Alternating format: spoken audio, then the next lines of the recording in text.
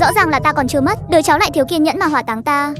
Chỉ vì một cuốn sách chát chỉ tổ chuyên lừa gạt bản thân, leo lên Long Hồ Sơn trong lịch sử độ kiếp, mưu đồ dẫn sấm sét để tranh đạo. Ngờ đâu trong mệnh chẳng có tiên tử. Đạo thiên lôi đầu tiên đã đánh ta phát khóc, đạo thiên lôi thứ hai suýt nữa đánh ta tàn xác. Để lần tránh thiên kiếp này, nên ta đã tự nhét mình vào quan tài, dùng thuật giả hẹo để trốn tránh thiên phạt. Ai ngờ đâu vừa nhắm mắt một cái, thế gian đã trôi qua hơn 100 năm. Lão tổ tông ơi, đứa cháu bất hiếu này để Lưu Bán Tiên thả lệ quỷ tới rồi. Con thực sự hết cách rồi. Ông nội ra đi sớm, không truyền lại bản lĩnh thật sự. Cha con bảo nếu thực sự sống không nổi thì hóa vàng cụ luôn. Dù không biết đốt cụ thì có tác dụng gì, nhưng con đã đốt cả tiệm này cho cụ rồi. Cụ phù hộ cho con kiếp sau đầu thai vào chỗ tốt nhé. Anh trai ơi, mở cửa đi mà. Họ Ngô ở bên ngoài lạnh quá. Tiếng nói đó nghe mà da đầu tê dại, mà dưới khe cửa đã thấm vào một vũng nước đen, còn đang bốc hơi lạnh xèo xèo. Hèo thì hèo vậy, lão tổ tông con xin lỗi cụ. Nói xong hắn liền ném cây đuốc vào chân quan tài. Một đống lửa lớn bén lên lớp gỗ khô năm xưa, thoát cái đã bùng cao nửa thước. Ngay lúc đó quan tài bỗng nhiên nổ tung, khối gỗ quan tài gỗ đỏ nặng mấy trăm cân đập mạnh lên cửa lớn của cửa tiệm. Cái đồ vô dụng kia, ngươi định xử lý lão tổ sao? Ngươi hẹo hay sống chưa kịp chờ ta mở miệng. Nữ quỷ ngoài cửa bỗng nhiên tắc miệng cười, 10 cái móng tay vọt dài 3 tấc, như điên dại lao về phía ta. Ta vừa tỉnh đầu óc còn hơi choáng váng, cứ theo bản năng mà tưởng rằng lại là đám lão quái chính đạo năm xưa bao vây hắn. Vật phẩm khó bảo vệ thân, pháp bảo gương bị hủy, linh lực cạn kiệt. Theo bản năng ta vừa lấy hình nhân giấy đồng nam bên cạnh. Ái chà, ta búng tay một cái, hình nhân giấy rách nát đó như mũi tên rời cung, bay vút ra ngoài. Người giấy vốn dĩ nhẹ hẫng lại biến thành thực thể ở giữa không trung. Anh buông ra, người mau buông miệng ra. Nữ quỷ thét lên thảm thiết, đôi tay điên cuồng cào cấu vào lưng hình nhân giấy. Trong chớp mắt, thân thể quỷ vốn dĩ đặc quánh của nữ quỷ trở nên trong suốt. Chuyện này thật không khoa học. Ta làm quỷ 20 năm chưa từng thấy thứ này bao giờ. Đồ của tiệm đồ mã chẳng phải đều để đốt cho người mất sao? Tại sao thứ này còn có thể ăn quỷ? Ha ha ha ha ha ha, một tiếng rắc vang lên. Cổ của nữ quỷ bị hình nhân giấy cắn đứt lìa. Luồng sát khí đó còn chưa kịp tan ra, đã bị hình nhân giấy hút sạch sành xanh. Sau đó hình nhân giấy quay người cúi chào ta một cái, rồi kêu phạch một tiếng rơi xuống đất, biến lại thành một người giấy bình thường. Hả, thế là hết rồi sao? Lệ quỷ cũng không xong à? Lão lao tổ tông đó là lệ quỷ đó. Lệ quỷ mà Lưu Bán Tiên nuôi dưỡng bao nhiêu năm, cụ cứ thế dùng mảnh giấy xử lý xong rồi sao? Lý Nhất nhíu mày, lúc này mới nhìn về phía đứa chắt hờ này, động tác lanh lẹ xoay người xuống đất, đi tới trước mặt Lý Bất Nghĩa, nhìn xuống đánh giá đứa chắt. Gây như khỉ quần áo không chỉnh tề này, bây giờ là năm tháng nào rồi? Bẩm bẩm lão tổ tông, năm Dân Quốc thứ 23 mê mơ. Dân Quốc đây là triều đại nào? Lẽ nào đại thánh mất rồi? Ta nhìn quanh bốn phía, trong tiệm lộn xộn bừa bãi, khắp nơi toàn là nan tre và phẩm màu kém chất lượng. Tiệm này là người đang mở à? Vâng vâng, là do ông nội chuyển lại. Là do tay nghề của con không tới nơi tới chốn. Cái này mà gọi là tay nghề không hưng thịt. Ta tiện tay cầm lấy một chiếc lồng đèn giấy, bóp nhẹ một cái đã tan nát luôn rồi mê mơ. Ngươi thế này gọi là phá hoại đồ đạc. Thật chắc chỉ ở dưới là đại đạo thông âm dương. Ngươi lại làm ra mấy thứ rác rưởi này. Lão tổ tông không phải con không học, mà là tuyệt học này bị thất truyền rồi. Ông nội ra đi sớm, cha con cũng chỉ học được đại khái thôi. Hơn nữa bây giờ binh hoàng mã loạn, ai nấy đều lo chạy nạn. Ai mà mua cái này chứ, chỉ có chút chuyện làm ăn này thôi. Mà Lưu Bán Tiên ở Tây Thành còn muốn cướp. Nữ quỷ tối nay chính là do lão ta thả tới.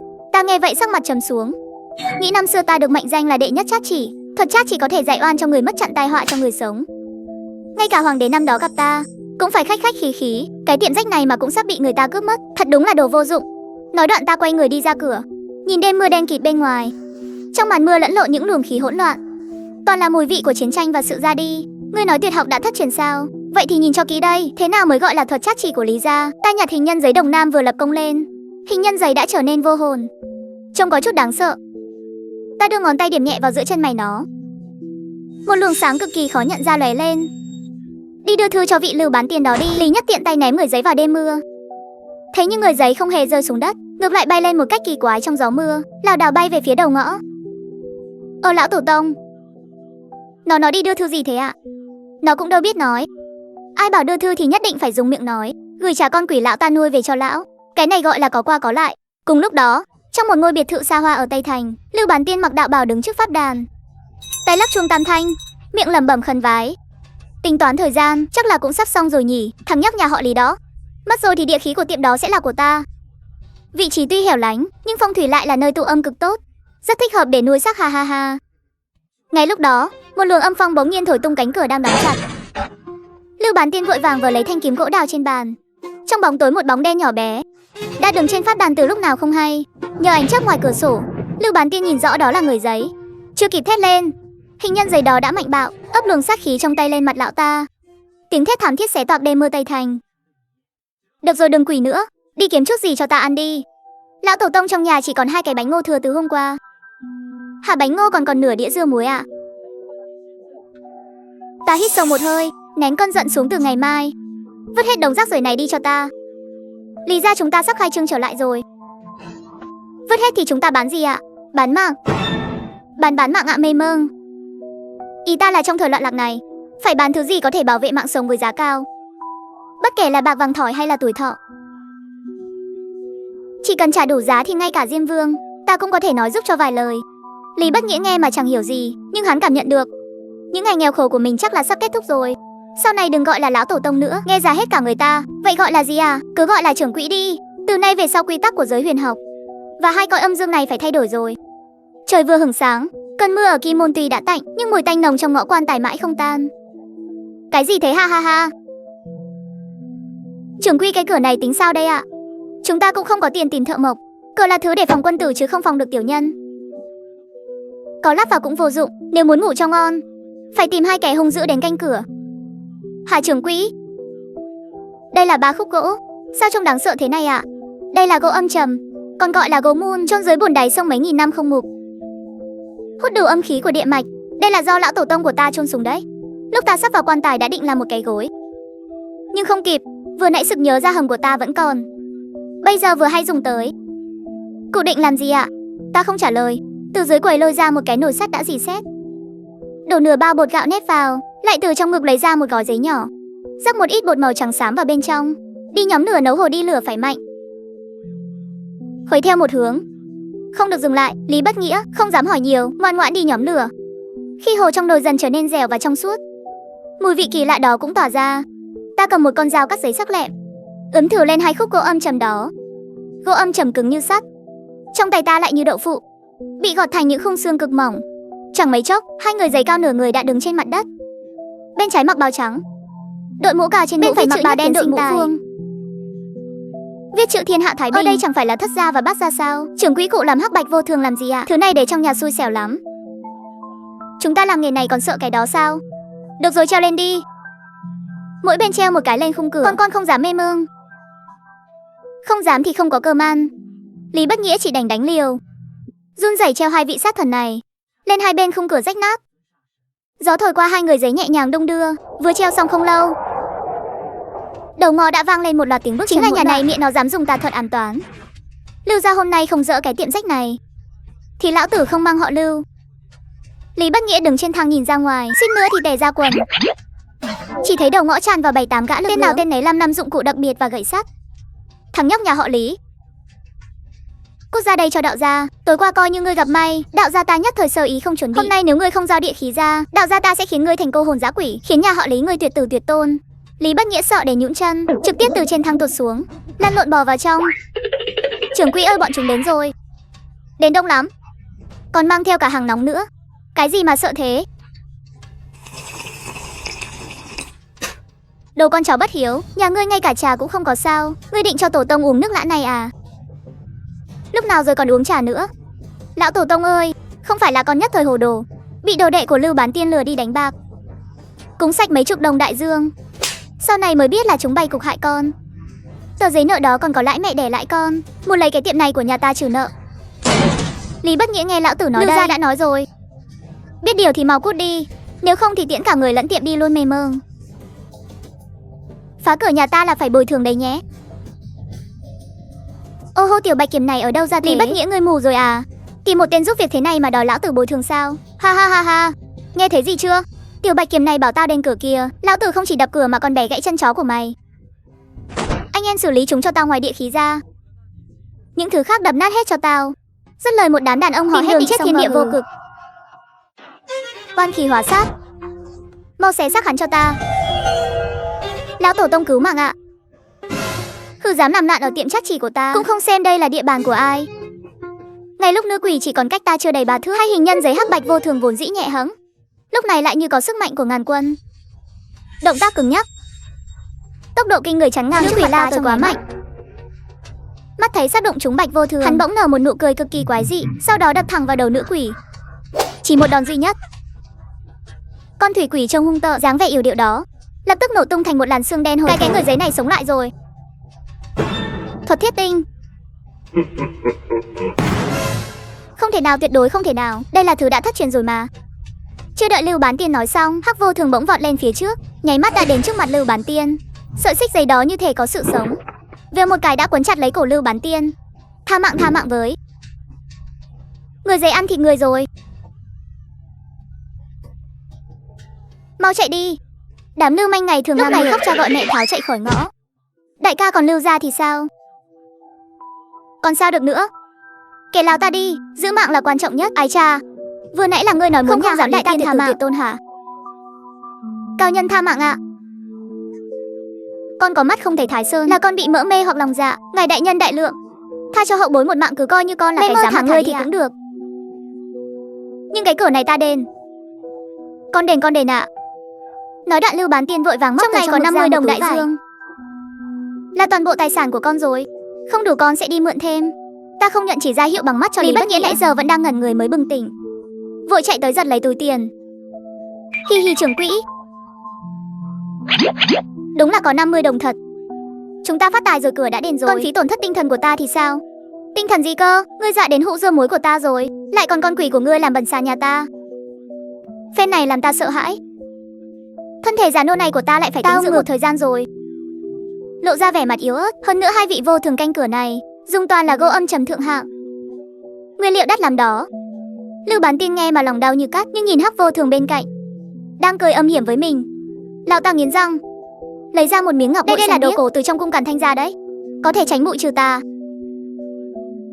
đáng giá hàng trăm đồng đại dương. Gửi ngay hết ạ. Lý Bất Nghĩa giật lấy miếng ngọc bội. Lúc này ta mới hài lòng gật đầu. Hắc Vô Thường cũng lập tức buông sợi xích ra, cứng nhắc lùi về trước cửa, đứng song song với Bạch Vô Thường. Trong phút chốc lại biến thành hình dáng người giấy thì vừa lăn vừa bò chạy mất dạng, cho đến khi trong ngõ yên tĩnh trở lại. Lão tổ không? Trưởng quỹ ơi, cụ thần thông quá, chỉ cần làm ra 2 cái người giấy mà đã dọa lão già đó tè ra quần rồi. Thế này sau này chúng ta làm thêm vài cái nữa thì ở kim môn này chẳng phải chúng ta muốn làm gì thì làm sao? Ha, cái này là gì chứ? Đây chẳng qua chỉ là trò ảo thuật cho trẻ con xem thôi. Thuật chát chỉ thực sự của Lý gia, chát chỉ có thể thông linh, điểm nhãn sẽ thành binh. Chỉ cần cho ta đủ nguyên liệu và linh khí. Đừng nói là hai vị quỷ sai canh cửa này. Ta đưa một bàn tay ra, nắm chặt vào hư không một cái, như thể nắm gọn gió mây, dựa cho là trong một đêm làm ra 10 vạn âm binh, quét sạch 2 cõi âm dương này. Thì có gì khó đâu chứ? Hả, 10 vạn âm binh ạ. Cất tiền đi. Ngày mai đi mua ít chu sa, tối nay đừng ngủ quá say. Đánh chó rồi thì chủ nhân của nó chắc là ngồi không yên đâu. Ở kim môn này còn rắc rối lắm. Lẽ nào còn có người đến nữa ạ? Trời kim môn như mặt trẻ con, nói đổi là đổi. Đêm qua còn mưa gió bão bùng, sáng sớm nay mặt trời đã treo gay gắt trên đỉnh đầu. Cụ xem trên này đều là loại trên 2 năm cả đấy. Còn chu sa này nữa, mua ở Đồng Nhân Đường không hề pha lẫn phấn đó đâu à mê mương. Đi mua cho ta một con thêm 2 lạng rượu mạnh nữa. Cái thân này của ta yếu quá rồi, phải bồi bổ một chút. Lý Bất Nghĩa nghe phải tiêu tiền, sót tiền thoáng hiện trên mặt, nhưng nghĩ đến tối qua thần thông dùng người giấy bắt quỷ lập của lão tổ tông, cười hớn hở. Dạ được, con đi mua cho cụ món gà quay Đức trông loại mềm như rút xương luôn ạ. Đang nói chuyện, trước cửa bỗng vang cánh cửa còn chưa kịp sửa xong bị người ta đá văng. Chỉ thấy trước cửa là 2 hàng binh lính đại soái. Chính là chỗ này.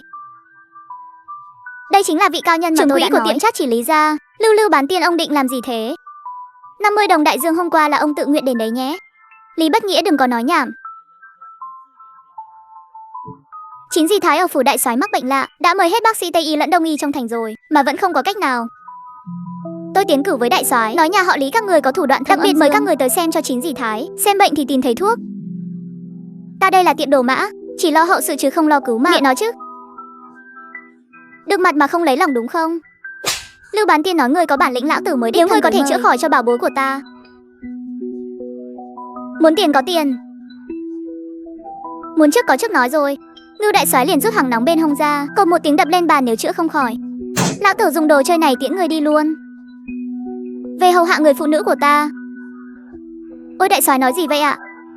Lão tổ à không? Trưởng quỹ nhà con đầu óc bị sét đánh nên không được tỉnh táo cho lắm. Chúng con đi ngay đây ạ, bà nội nói chứ. Bản lĩnh nhà họ Lý ngươi không học lão tử bị sét đánh ngươi lại nhớ kỹ thế hả? Ta vừa đứng dậy. Luồng khí âm lạnh thấu xương toát ra từ tận xương tủy. Kẻ xử lý người đã là Lưu Đạo đã nhiệt tình cũng phải lạnh sống lưng. Vừa hay tiệm của ta mới khai trương, cũng đang thiếu một vụ mở hàng ra trò. Mẹ mơ trưởng quỹ, chúng ta đi thật ạ. Chuyện của chín dì Thái con có nghe qua rồi. Kỳ quái lắm. Nghe nói trên người mọc vảy, nửa đêm còn ăn thịt sống nữa. Nhà chúng ta làm đồ mã, chứ có biết y thuật đâu. Đi chuyến này chẳng phải là đi nộp mạng sao? Bệnh đó như là Diêm Vương gửi thiệp mời rồi. Vết xác đó là do Diêm Vương gửi tới. Chưa hẹo hẳn mà người đã bắt đầu thối rữa rồi ạ. Vậy chẳng phải là hết cứu rồi sao? Cứu thì không cứu được, nhưng trong quy tắc của Lý gia, chỉ cần giá cả phù hợp thì người mất cũng có thể ở lại dương gian chẳng mấy chốc. Xe đã dừng trước một ngôi biệt thự kiểu Tây sang trọng.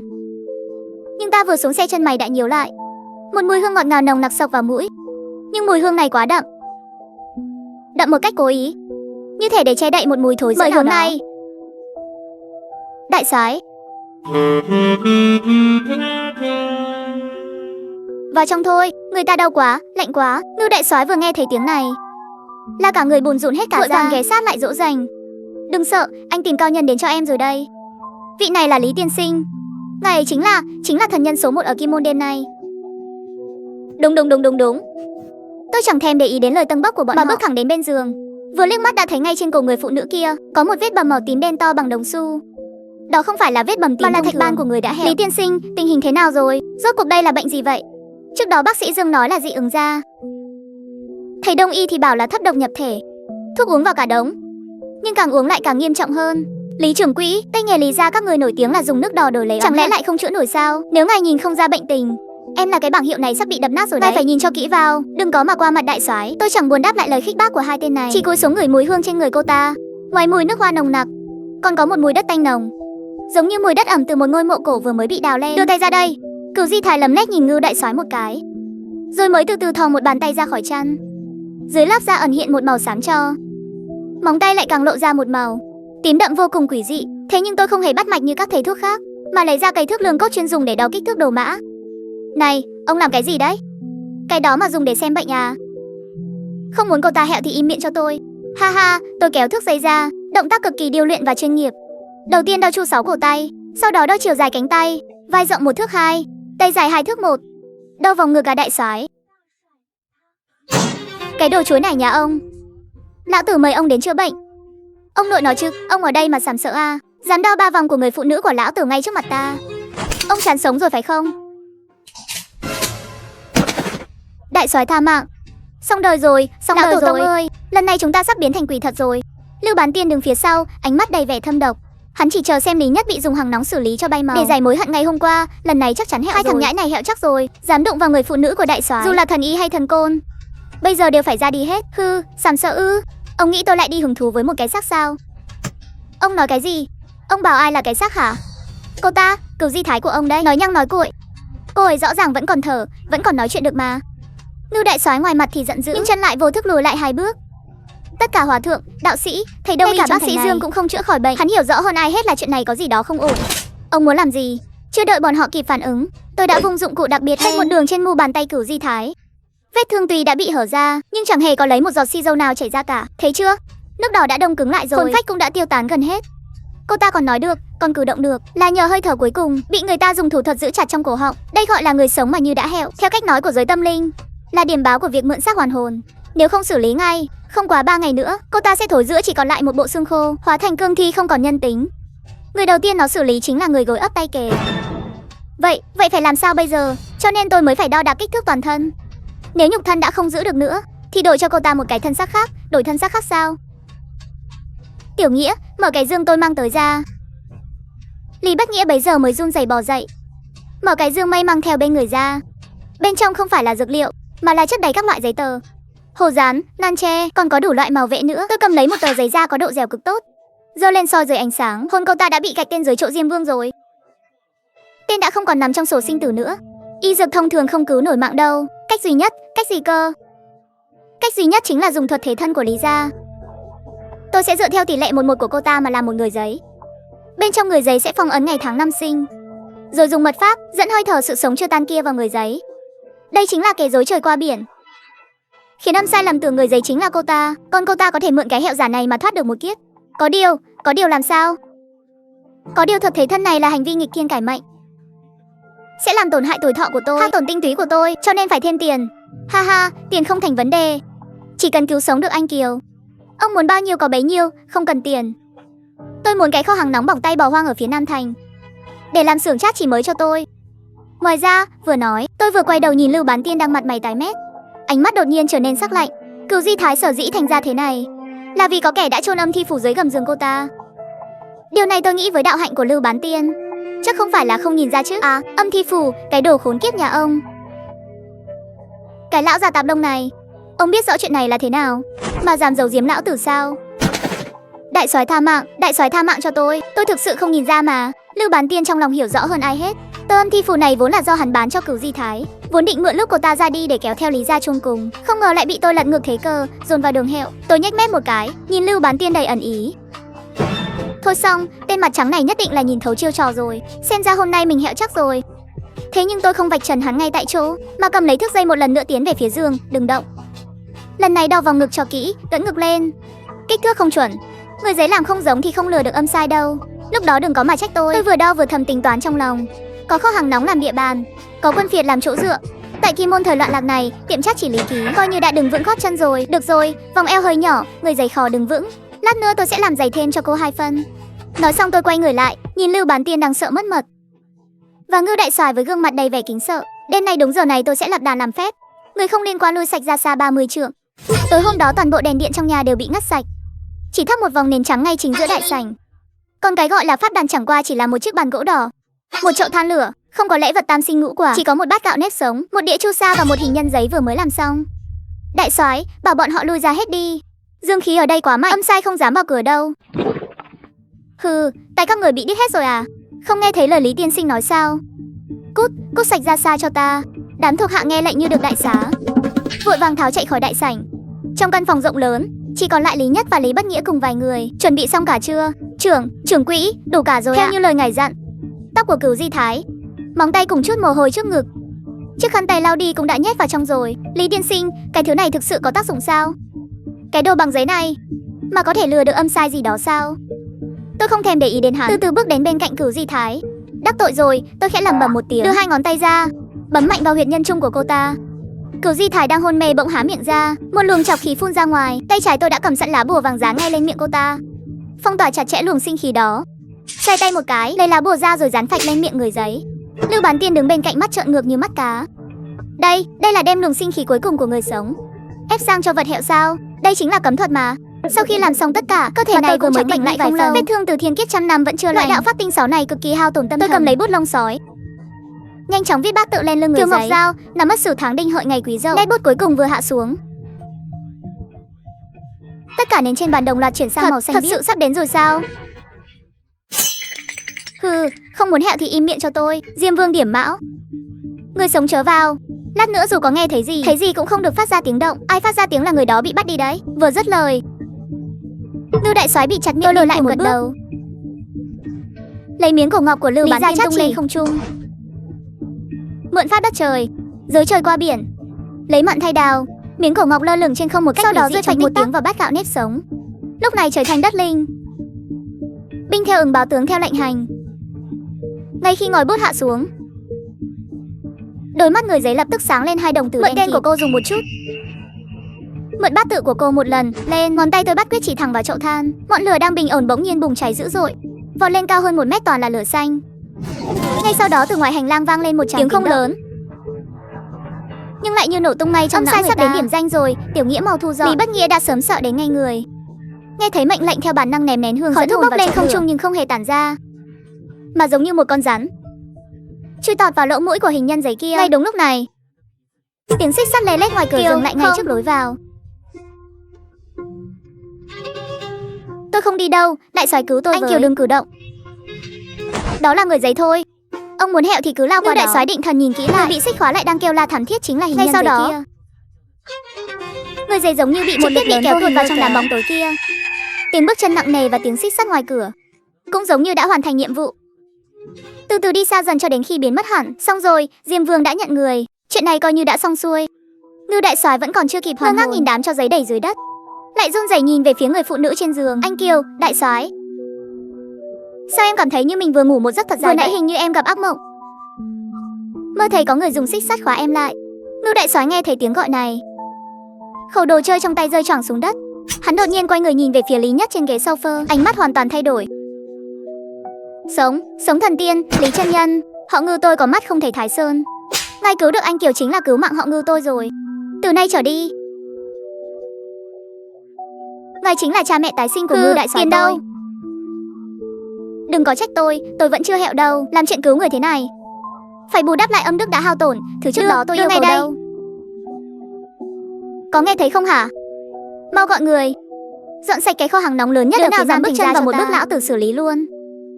Lúc này ánh nến lung linh, cho giấy bay lất phất. Lý Nhất, người đã chính thức bước chân đầu tiên vào thời dân quốc loạn lạc này. Tiên sinh, lúc trước có nhiều đắc tội. Với bản lĩnh này của ngài mà cứ rù trong cái ngõ nhỏ này thì phí tay quá. Hay là về phủ của tôi đi. Tôi sẽ treo cho ngài cái danh tham mưu trưởng, mỗi tháng 300 đồng đại dương. Từ nay trở đi ngài chính là anh em ruột thịt của họ Ngưu. Đại soái có lòng tốt nhưng tôi vốn đã quen tự do tự tại rồi, không chịu nổi sự gò bó. Và lại tiện Trác Chỉ Lý Ký là vốn dĩ là nơi làm việc cho người đã khuất mà. Vào phủ đại soái dương khí nặng thế này làm sao chịu thấu. Này, cứ chuẩn bị còn ông nữa, đã hứa chạy đây là được. Lưu Bán Tiên sợ đến mức run cầm cập, vội vàng lết đến bên cạnh. Sau này mấy cái trò thất đức này bớt làm lại đi. Lần này liên lụy quá lớn, tôi tạm thời tha nếu cho còn ông. Có lần sau không dám nữa, không bao giờ dám nữa. Đa tạ Lý trưởng quỹ không xử lý tôi. Tiên sinh, Lý tiên sinh, trời đã sáng rồi, hay là nể mặt tôi dùng bữa sáng nhé. Tiệm cầu Bất Lý ở Kim Môn tôi đã bao chọn có hứng thú ăn uống lắm. Nhớ mang địa khế đến tiệm cho tôi. À đúng rồi, tặng ông một câu này, tiên sinh. Xin ngài cứ nói, họ Ngưu tôi buổi này lại lắng nghe. Người sống còn đáng sợ hơn quỷ đấy. Trong phủ này của ông, kẻ muốn cửu di thái hẹo, em là không chỉ có một người ngoài đâu. Vừa dứt lời, sắc mặt Ngưu đại soái đanh lại, sát ý trong mắt lại một lần nữa hùng lên.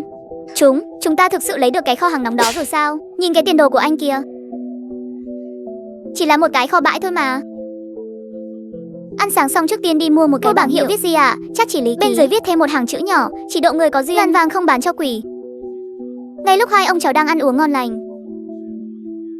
trong bóng tối phía đối diện đường, một người mặc áo bào dài màu đen đang lặng lẽ quan sát phía bên này. 100 năm rồi, họ Lý lão già sống già này vẫn chưa hẹo hẳn. Ôi lão tổ tông ơi, ngài ăn thong thả thôi, có ai tranh với ngài đâu. Lòng bàn tay vừa đưa ra, lòng bàn tay che miệng không hề có vết nước đỏ. Nhưng khi ánh mắt chạm vào đầu ngón tay, đồng tử khẽ co rụt lại. Ngón tay vốn thon dài đầy đặn lại đang khô héo và xám xịt đi với tốc độ chỉ trong một cái chớp mắt thấy được. Bàn tay này như đã già đi thêm 50 tuổi. Chuyện này là sao hả trưởng quỹ? Tay của ngài sao lại giống như cái xác khô trong quan tài vậy? Chẳng phải ngài vừa mới tỉnh lại sao? Sao lại biến thành thế này rồi? Đây chính là cái giá phải trả. Cái giá gì cơ? Anh tưởng làm phép là làm đó là cướp người từ tay Diêm Vương đấy. Tên đã bị gạch trong sổ sinh tử thì phải có người lấp vào chỗ trống. Không lấp thì phải dùng thứ khác đánh đổi. Lừa được âm sai nhưng không lừa được thiên đạo. Thế nghĩa là sao? Nghĩa là tôi đang đốt cháy chút tinh túy còn sót lại này đã nằm trong quan tài 100 năm rồi, vốn dĩ đã tiêu hao quá độ. Đêm qua cưỡng ép thi triển đạo pháp là đang thâm hụt niềm tin, mà bàn tay này chỉ là tiền lãi thôi. Vậy còn chữa được không? Ngài đừng có dọa cháu. Ly kỳ chúng ta vừa mới phất lên, ngài mà ngã xuống, cháu có cầm tiền cũng chẳng còn mạng mà tiêu. Không hẹo được đâu, chỉ là cần tính trong vòng 3 tháng tôi không được động đến đại thuật đó nữa. 3 tháng này anh liệu mà an phận cho tôi, đừng có mà trêu vào mấy thứ không sạch sẽ. Vừa dứt lời, đầu ngõ vang lên tiếng còi xe ô tô. Một chiếc xe jeep quân dụng dừng lại ven đường. Đại soái nói rồi, lời chỗ đó đã được dọn trống rồi, ngài cứ việc dọn vào ở thôi.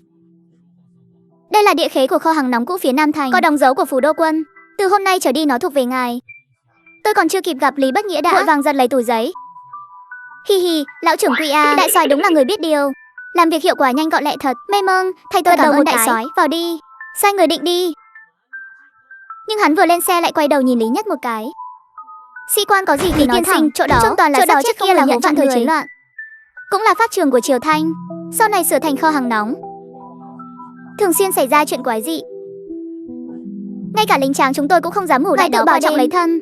Đại soái bảo tôi nhắc ngài một câu, buổi tối nếu có nghe thấy tiếng động gì, Chớ có lo chuyện bao đồng, chớ có mở cửa, do ai cơ chứ? Chẳng phải chỉ là cái kho rách thôi sao?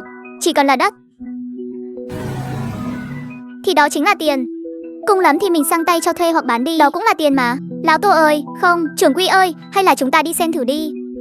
Được, đi thôi. Vậy thì đi xem thử nhà mới của chúng ta xem sao. Tại cái giải đất Kim Môn này, chỗ này thuộc loại nơi không ai thèm mó ngẳng tới. Cách khu Tô giới phồn hoa tới mấy con phố, xung quanh toàn là những khu ổ chuột thấp lè tè. Đi xa hơn về phía nam chính là một bãi tha ma. Trưởng quỹ, chỗ này sao? Sao mà lạnh lẽo thế nhỉ? Đang giữa trưa nắng gắt thế này mà cháu cứ cảm thấy như đang bước vào hầm băng ấy. Tôi không nói gì, chỉ đứng trước cửa, nhắm mắt lại hít một hơi thật sâu. Chỗ tốt, đúng là một chỗ này mà tốt á. Ngài nhìn dưới chân tường kia là cái gì kìa? Đó là cát, Triều Thanh xử lý cách mạng Đảng, Bắc Dương xử lý loạn mấy chục năm nay. Oan hồn ra đi dưới chân tường này, không có 800 thì cũng có 1000. Thế mà còn ở đây sao? Thế này chẳng phải đêm nào cũng có quỷ hiện hồn à? Anh thì biết cái quái gì. Vào trong trước đã. Nhà kho trống rỗng rộng đến mức khiến người ta phát hoảng. Tiếng vang cứ dội đi dội lại bên trong. Cái tiệm cũ kia tuy là đã ngủ một giấc dài trăm năm rồi, tôi phải tu bổ lại. Thần hồn đã bị thiên lôi đánh nát. Chút linh khí dưới lòng đất đó sớm đã bị tôi hút cạn rồi. Chỗ đó cũng sắp thành phải mất ít nhất 100 năm mới khôi phục lại được. Nói rồi tôi lại chỉ xuống dưới chân. Còn ở đây là hố vạn người. Sát khí tích tụ dưới lòng đất mấy chục năm nay. Đối với người thường là điện Diêm Vương, nhưng đối với tôi lại là thuốc bổ tốt nhất. Muốn bàn tay này khôi phục lại, muốn tam hồn thất phách ổn định, thì phải dựa vào sát khí ở đây để nuôi dưỡng đấy. Nghĩa là sát khí có thể giúp ngài khỏe lại sao? Không chỉ khỏe lại, mà còn có thể nuôi ra những người giấy được nuôi bằng âm khí ở đây. Chặn đất là điểm mắt là có thể xử lý. Đừng nói nhảm nữa. Đi gọi người khiêng cố quan tài của tôi tới đây. Khiêng quan tài à? Anh muốn tôi ngủ dưới đất à? Nhà cũng chẳng có gì rầm rộ. Lý gia vốn dĩ chẳng có gia sản gì. Thứ đáng tiền nhất chính là cỗ quan tài lớn sơn đỏ kia. Buổi đêm trong kho hàng nóng không có điện, Lý Bất Nghĩa kê một chiếc giường gỗ đơn sơ ở góc xa cỗ quan tài nhất, thắp một ngọn đèn dầu hỏa vàng vọt. Trong lúc đang mơ màng, một tràng tiếng bước chân đều đặn lọt vào tai hắn. Tiếng động không lớn nhưng rất có nhịp điệu, từng bước một, giống như một toán người đang đi tuần tra qua lại trong bóng tối sâu thẳm của nhà kho. Lần này tiêu rồi, chắc chắn là tiêu đời rồi. Kèm theo đó là tiếng kim loại va chạm lanh lảnh. Lý Bất Nghĩa suýt chút nữa thì tè ra quần. Còn tôi thì lại ngủ một giấc vô cùng an lành. Đúng là nơi tuyệt vời để tĩnh dưỡng. Âm khí dạt dào làm sảng khoái cả tâm hồn. Mọi sự cứ để tùy duyên vậy. Những làn khí đen mỏng manh mắt thường khó thấy, từ mặt đất nương theo đáy quan tài chậm rãi tràn vào cơ thể tôi. Đó là oán khí trăm năm đang cuộn trào, là mảnh đất hẹo này đang dâng lễ vật cho chủ nhân mới. Sáng sớm ngày hôm sau, Lý Bất Nghĩa vác đôi mắt thâm quầng như gấu trúc, lết thân dậy, nhìn lại Lý Nghị khi từ trong quan tài ngồi dậy. Tinh thần rõ ràng đã tốt hơn rất nhiều, ngay cả bàn tay khô héo kia hình như cũng đã có chút nhuận sắc hơn. Sao thế, bộ đi làm tặc hay gì? Quầng thâm nặng thế kia, cái nơi quỷ quái này, sáng tối đều làm người ta không sao ngủ nổi. Được rồi, mang tấm bảng hiệu của ta ra ngoài đi. Lý Bất Nghĩa ơi ải đáp một tiếng, kéo tấm bảng hiệu mới tinh ra trước cửa. Trên đó viết 4 chữ lớn đen tuyền đầy tinh khí. Phía dưới còn có dòng chữ nhỏ ngông cuồng cực hạn: chỉ độ người có duyên, ngàn vàng không bán quỷ. Những ngày tiếp theo, dù cửa hàng đồ mã Lý gia nằm ở nơi hẻo lánh, nhưng danh tiếng cứ như mọc thêm cánh vậy, nhanh chóng lan truyền khắp các ngõ ngách ở Kim Môn. Nghe nói gì chưa? Cái kho đồ chơi cũ phía nam thành phố ấy giờ thuộc về một thanh niên họ Lý rồi. Nghe nói lâu rồi, đó là đất do đích thân Ngưu đại soái cấp đấy. Nghe bảo Lý trưởng quỹ đó trông trắng trẻo đẹp trai lắm, nhưng bản lĩnh thì thông thiên. Hôm đó ở phủ đại soái, ông ấy chỉ điểm vào người giấy một cái, Hắc Bạch vô thường cũng phải nể mặt ông ấy vài phần. Tôi cũng nghe nói rồi, có người bảo ông ấy là con riêng của Diêm Vương rơi xuống trần gian. Nếu không sao có thể sai khiến được âm sai chứ. Đi, con riêng cái gì mà con riêng. Biểu ca của Dượng hai tôi đang làm việc ở phủ đại soái đây, nói ông ấy là nghệ nhân từ Mao Sơn xuống, dựa vào âm dương đạo pháp để kéo dài tuổi thọ. Lời đồn càng truyền càng xa rời thực tế, vì thế mà danh tiếng của Lý Nghị ngày càng vang dội. Mấy ngày liền có không ít người tìm đến cửa, nhưng những người này không một ngoại lệ đều bị Lý Bất Nghĩa cầm chổi lớn đuổi sạch ra ngoài. Đi, biến hết ra một bên cho tôi, nhìn cho kỹ xem, trên bảng hiệu kia viết cái gì? Ngàn vàng không bán quỷ. Trưởng quỹ nhà tôi là bậc sống đời, không phải mèo mả gà đồng nào cũng gặp được. Đây đâu. Là cửa hàng đồ mã Lý gia phải không? Lý thần tiên có nhà không à? Có đây, ông là vị nào? Không thấy quy định giá ở cửa à? Thấy rồi. Nói đoạn Hắc Viên ngoại quay đầu ngoắc tay ra hiệu cho quản gia. Quản gia ôm 2 chiếc hộp gỗ sưa nặng trịch, chạy tới mở nắp ra. Bên trong xếp ngay ngắn 2 hàng dài, toàn là bạc đại đầu. Hắc lão gia thật lắm tiền. Chốt lòng thành này là lễ gặp mặt cử Lý thần tiên, chỉ cần thần tiên chịu ra tay, sau khi xong việc nhất định sẽ hậu tạ thêm. Trưởng quỹ ơi, có mối làm ăn này, đuổi đi, bảo ông ta về đi. Thần tiên, Lý thần tiên ơi, ngài đừng có kiên định quá như vậy chứ, tôi cũng là hết cách thật rồi. mới phải đến cầu xin các ngài xử lý giúp đây. Lý Bất Nghĩa có chút tiếc rẻ nhìn hai dương bạc lớn kia, chạy vào trong kho nhỏ giọng khuyên bảo. Trưởng quỹ à, hai dương này đủ cho chúng ta ăn gà quay mấy năm trời đấy. Lão nhà giàu Hắc Viên ngoại đấy. Hay là ngài ra xem thử đi. Sâu trong kho truyền ra một tràng tiếng ho. Lý Nghị lúc này mới chậm rãi đi ra, ánh mắt thờ ơ liếc nhìn Hắc Viên ngoại một cái. Hắc Viên ngoại phải không? Nhìn ông ấn đường đen kịt, quầng mắt xanh sao? Chẳng phải là bị âm khí cuốn thân bấy lâu nay sao? Nhưng xem ra trung khí của ông vẫn còn đủ lắm, vẫn còn hét to được thế này. Tạm thời chưa bay màu ngay được đâu. Có việc gì? Mấy ngày nay cơ thể tôi không được khỏe, tôi xin phép. Ấy, đừng mà thần tiên ơi, nhà tôi thật sự xảy ra chuyện tà môn lắm rồi. Ngài mà không cứu là tôi bay màu thật đấy. Có thể tà môn đến mức nào? Nói nghe thử xem. Hắc Viên ngoại nuốt nước bọt cái ức, nhìn quanh quất một hồi, hạ thấp giọng nói, nhà tôi, trong căn phòng của con trai tôi, dạo gần đây cứ đến nửa đêm là nghe tiếng trẻ con khóc. Trẻ con khóc? Ông có nhiều thê thiếp như vậy? Sinh vài đứa con chẳng phải là chuyện bình thường sao? Vấn đề là dạo này nhà tôi chẳng có ai sinh nữa cả. Tiếng khóc đó cũng không phải phát ra từ miệng người, mà nghe như phát ra từ khe tường ấy. Hơn nữa tiếng khóc đó lúc đầu chỉ ở hậu viện, mấy ngày nay đã lan đến tận cửa phòng ngủ của tôi rồi. Hai nàng hầu của thê thiếp trong nhà nghe thấy tiếng khóc đó, sáng hôm sau đều phát điên cả, gặp người là cắn. Con bảo nhìn thấy một đứa trẻ toàn xi râu đỏ lòm bò trên mặt đất, đáng sợ lắm. Yên tâm, đó là do phong thủy nhà ông có vấn đề, hoặc là đã làm chuyện gì trái với lương tâm rồi. Tôi lắc đầu, xoay người định đi vào trong. Chuyện vặt vãnh này tìm đạo sĩ làm lễ là xong. Tìm tôi làm gì? Tôi chỉ biết làm đồ mã chứ không biết bắt trẻ con. Tìm hết rồi, tìm đủ cả rồi. Đạo sĩ, hòa thượng trong thành đều mời qua cả rồi. Tối qua mới mời một đạo trưởng Mao Sơn tới. Kết quả là đàn lễ vừa bày ra, đạo trưởng đó đã sùi bọt mép. Nói là sát khí này quá nặng, ông ta không trấn áp nổi. Đó là tử mẫu hung sát à? Nghe thấy 4 chữ tử mẫu hung sát, bước chân đang đi vào của Lý Nghị khựng lại một chút. Tử mẫu hung sát oán khí si dâu cực nặng, thứ này nếu luyện hóa được, đối với việc khôi phục thần hồn thì đại bổ không gì bằng. Viên ngoại toàn thân mùi đồng tiền, nhìn qua đã biết không phải hạng người lương thiện gì, chắc chắn đã làm không ít chuyện thất đức. Lý thần tiên, chỉ cần ngài chịu ra tay, Hắc mô tôi sẵn sàng bỏ ra 1-2 ngàn bạc đại đầu. Hừ, hay nhỉ, ông nghĩ ta thiếu tiền chắc. Đại soái còn tặng cả nơi này cho ta, còn mời ta làm cố vấn danh dự nữa kìa. Ta thèm vào mấy đồng lẻ của ông sao? Vậy ngài muốn gì? Chỉ cần Hắc gia có, ngài cứ việc mở lời. Ta cũng không phải là không thể đi, nhưng có 2 điều kiện. Ngài cứ nói, chỉ cần ngài chịu đi là được. Đừng nói 2 điều, đến 100 điều cũng xong. Thứ nhất, việc này ta không bao thầu kết quả, chỉ bao xem thử có trị được hay không. Còn phải xem thử đó có nể mặt ta không đã. Thứ hai, mê mơ. Ta thấy xương cốt ông yếu quá rồi đấy. Ây da, ta làm lễ cần một số vật liệu đặc biệt. Ta muốn miếng lõi đào một xét đánh mà Hắc gia đang chân tàng, còn cần thêm nửa cân bột xi dâu rồng nữa. Xét, tôi hiểu rồi. Hắc Viên ngoại theo bản năng lấy tay che chiếc nhẫn trên ngón tay lại, đó là bảo vật gia truyền ông nội để lại. Nghe nói là phần lõi còn sót lại của cây đào bị sét đánh, có thể trừ tà tránh họa. Còn về bột xi dâu rồng, đó lại càng là bảo vật có tiền cũng khó mua được. Tiếc sao? Lý Bất Nghĩa đảo mắt một vòng, cũng đúng lúc lên tiếng bôi thêm. Hắc Viên ngoại ơi, là vật ngoài thân quan trọng, hay là cái mạng già cả trăm ký của ông quan trọng hơn? Cái thứ kia đã bỏ đến tận cửa phòng ông rồi. Tối nay chắc là nó leo thẳng lên giường ông luôn đấy. Tôi đưa, trong nhà đúng là có một miếng lõi đào một sét đánh tổ truyền. Tôi cũng chỉ dám làm một chiếc nhẫn thôi, còn gỗ xi dâu rồng kia tôi cũng có thể kiếm được. Chỉ cần thần tiên cứu mạng, tôi đưa hết cho ngài. Chốt đơn, Tiểu Nghĩa, chuẩn bị đồ nghề. Rõ. Lý Bất Nghĩa phấn khích ôm lấy 2 dương bạc, lại đeo thêm chiếc dương may cũ đựng kéo và hồ dán. Trưởng quỹ, mình đi thế nào? Ngồi xe của ông ta nhé. Ta không ngồi cái thứ đó, một ngạt lắm. Hắc Viên ngoại, đi thuê 2 chiếc xe kéo mui trần tới đây, cho ra dáng thầy trò một chút. 2 chiếc xe sau, tiếng xe kéo kéo kẹt băng qua khu phố náo nhiệt. Cuối cùng, dừng lại trước cửa một đại viện sâu thẳm ở phía đông thành phố. Hắc Viên ngoại xuống xe cũng không dám đi trước, cứ lom khom dẫn đường. Mời Lý tiên sinh vào trong, nhưng tôi cũng không vội vào ngay, chỉ nheo mắt quan sát ngôi hào trạch này. Phố xá xung quanh người qua kẻ lại, tiếng giao bán không ngớt, đầy dẫy hơi thở của nhân gian. Nhưng riêng ngôi đại trạch họ Hắc này, rõ ràng nằm ngay khu phố sầm uất mà lại như bị một cái nồi vô hình úp sụp xuống. Trưởng quỹ ơi, đúng là nhà giàu có khác. Cái ngưỡng cửa thôi mà còn cao hơn cả ván quan tài nữa. Tôi không thèm để ý đến nó, chỉ nhìn chằm chằm vào khoảng không phía trên trạch viện họ Hắc, trên những tầng mái ngói xanh vuốt cong kia. Không hề có hắc khí ngút trời như ở Phú Ngư đại soái. Ngược lại, bao phủ trên bầu trời họ Hắc lại là một lớp sương mù màu hồng nhạt. Đào Hoa Sát, Hắc Viên ngoại. Xem ra trong đại trạch này của ông, thứ đang nuôi không chỉ có mỗi quỷ đâu nhỉ. Lý thần tiên, ngài nói gì cơ? Đào hoa gì à? Hừ, không có gì. Đi thôi, dẫn ta đi xem đứa con trai ngoan chưa kịp chào đời mà đã biết khóc của ông xem nào.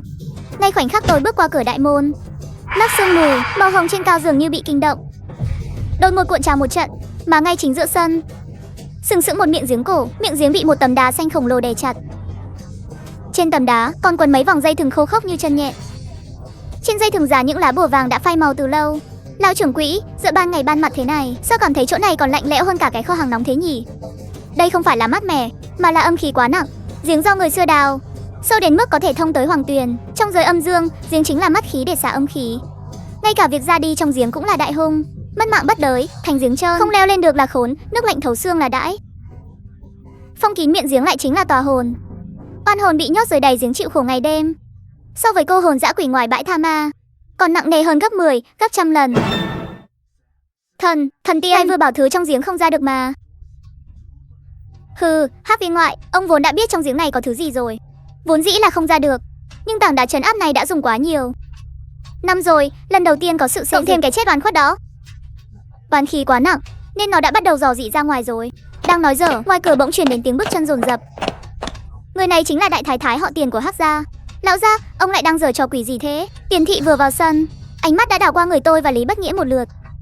Lão gia, hôm trước mới bị mấy tên đạo sĩ Mao Sơn lừa mất 100 đồng bạc chạy mất rồi. Hôm nay sao ông lại dẫn hai cái thứ này về nữa thế? Kìa phu nhân, vị Lý tiên sinh này không giống họ. Ông ấy là người được Ngưu đại soái khen ngợi, là người có bản lĩnh thật sự đấy. Mấy chuyện quái đản trong nhà bà cũng biết rồi đó. Còn không xử lý thì cả nhà mình hẹo hết mất. Chuyện quái đản gì chứ, chẳng qua là mấy con mèo hoang kêu xuân thôi. Cộng thêm mấy bà thím giúp việc lắm mồm nữa. Tôi thấy là do ngày thường ông làm nhiều việc thất đức quá, nên tự hù dọa mình thôi. Nói đoạn bà ta quay sang liếc nhìn tôi một cái. Trông thì cũng chẳng treo ưa nhìn đấy. Không lo vào gánh hát mà diễn kịch, lại chạy tới đây giả thần giả quỷ, không sợ tổn thọ à? Biết điều thì cút ngay cho ta. Mà tôi thì chẳng thèm nhìn Tiền thị lấy một cái, coi bà ta như không khí. Toàn bộ sự chú ý đều đặt trên người Lý Bất Nghĩa. Tiểu Nghĩa, quay lại đây. Trưởng quỹ, ngài đừng ồn. Lý Bất Nghĩa không những không lùi mà còn xua xua tay, vẻ mặt từ tò mò chuyển dần sang kinh hãi. Ví dầu cầu ván đóng đinh, cầu tre lắt lèo gập ghềnh khó đi. Mẹ ơi, nghe thấy rồi, con nghe thấy rồi. Bên trong có người đang hát ru. Trưởng quỹ ơi, trong giếng này có thứ không sạch sẽ thật này. Tiếng hét này làm không khí trong sân tức thì hạ xuống điểm đóng băng. Ngay cả Tiền thị đang hung hăng lúc nãy, sắc mặt cũng trắng bệch đi trong chốc lát. Đại thái thái phải không? Bà vừa nói đây là mèo hoang kêu xuân à? Xem ra mèo hoang nhà họ Hát cũng lạ lùng thật đấy, biết cả hát kịch cơ đấy. Nói bậy bạ, làm gì có tiếng hát nào. Tôi thấy các người đúng là phường lừa đảo đang dùng ảo thuật che mắt thôi.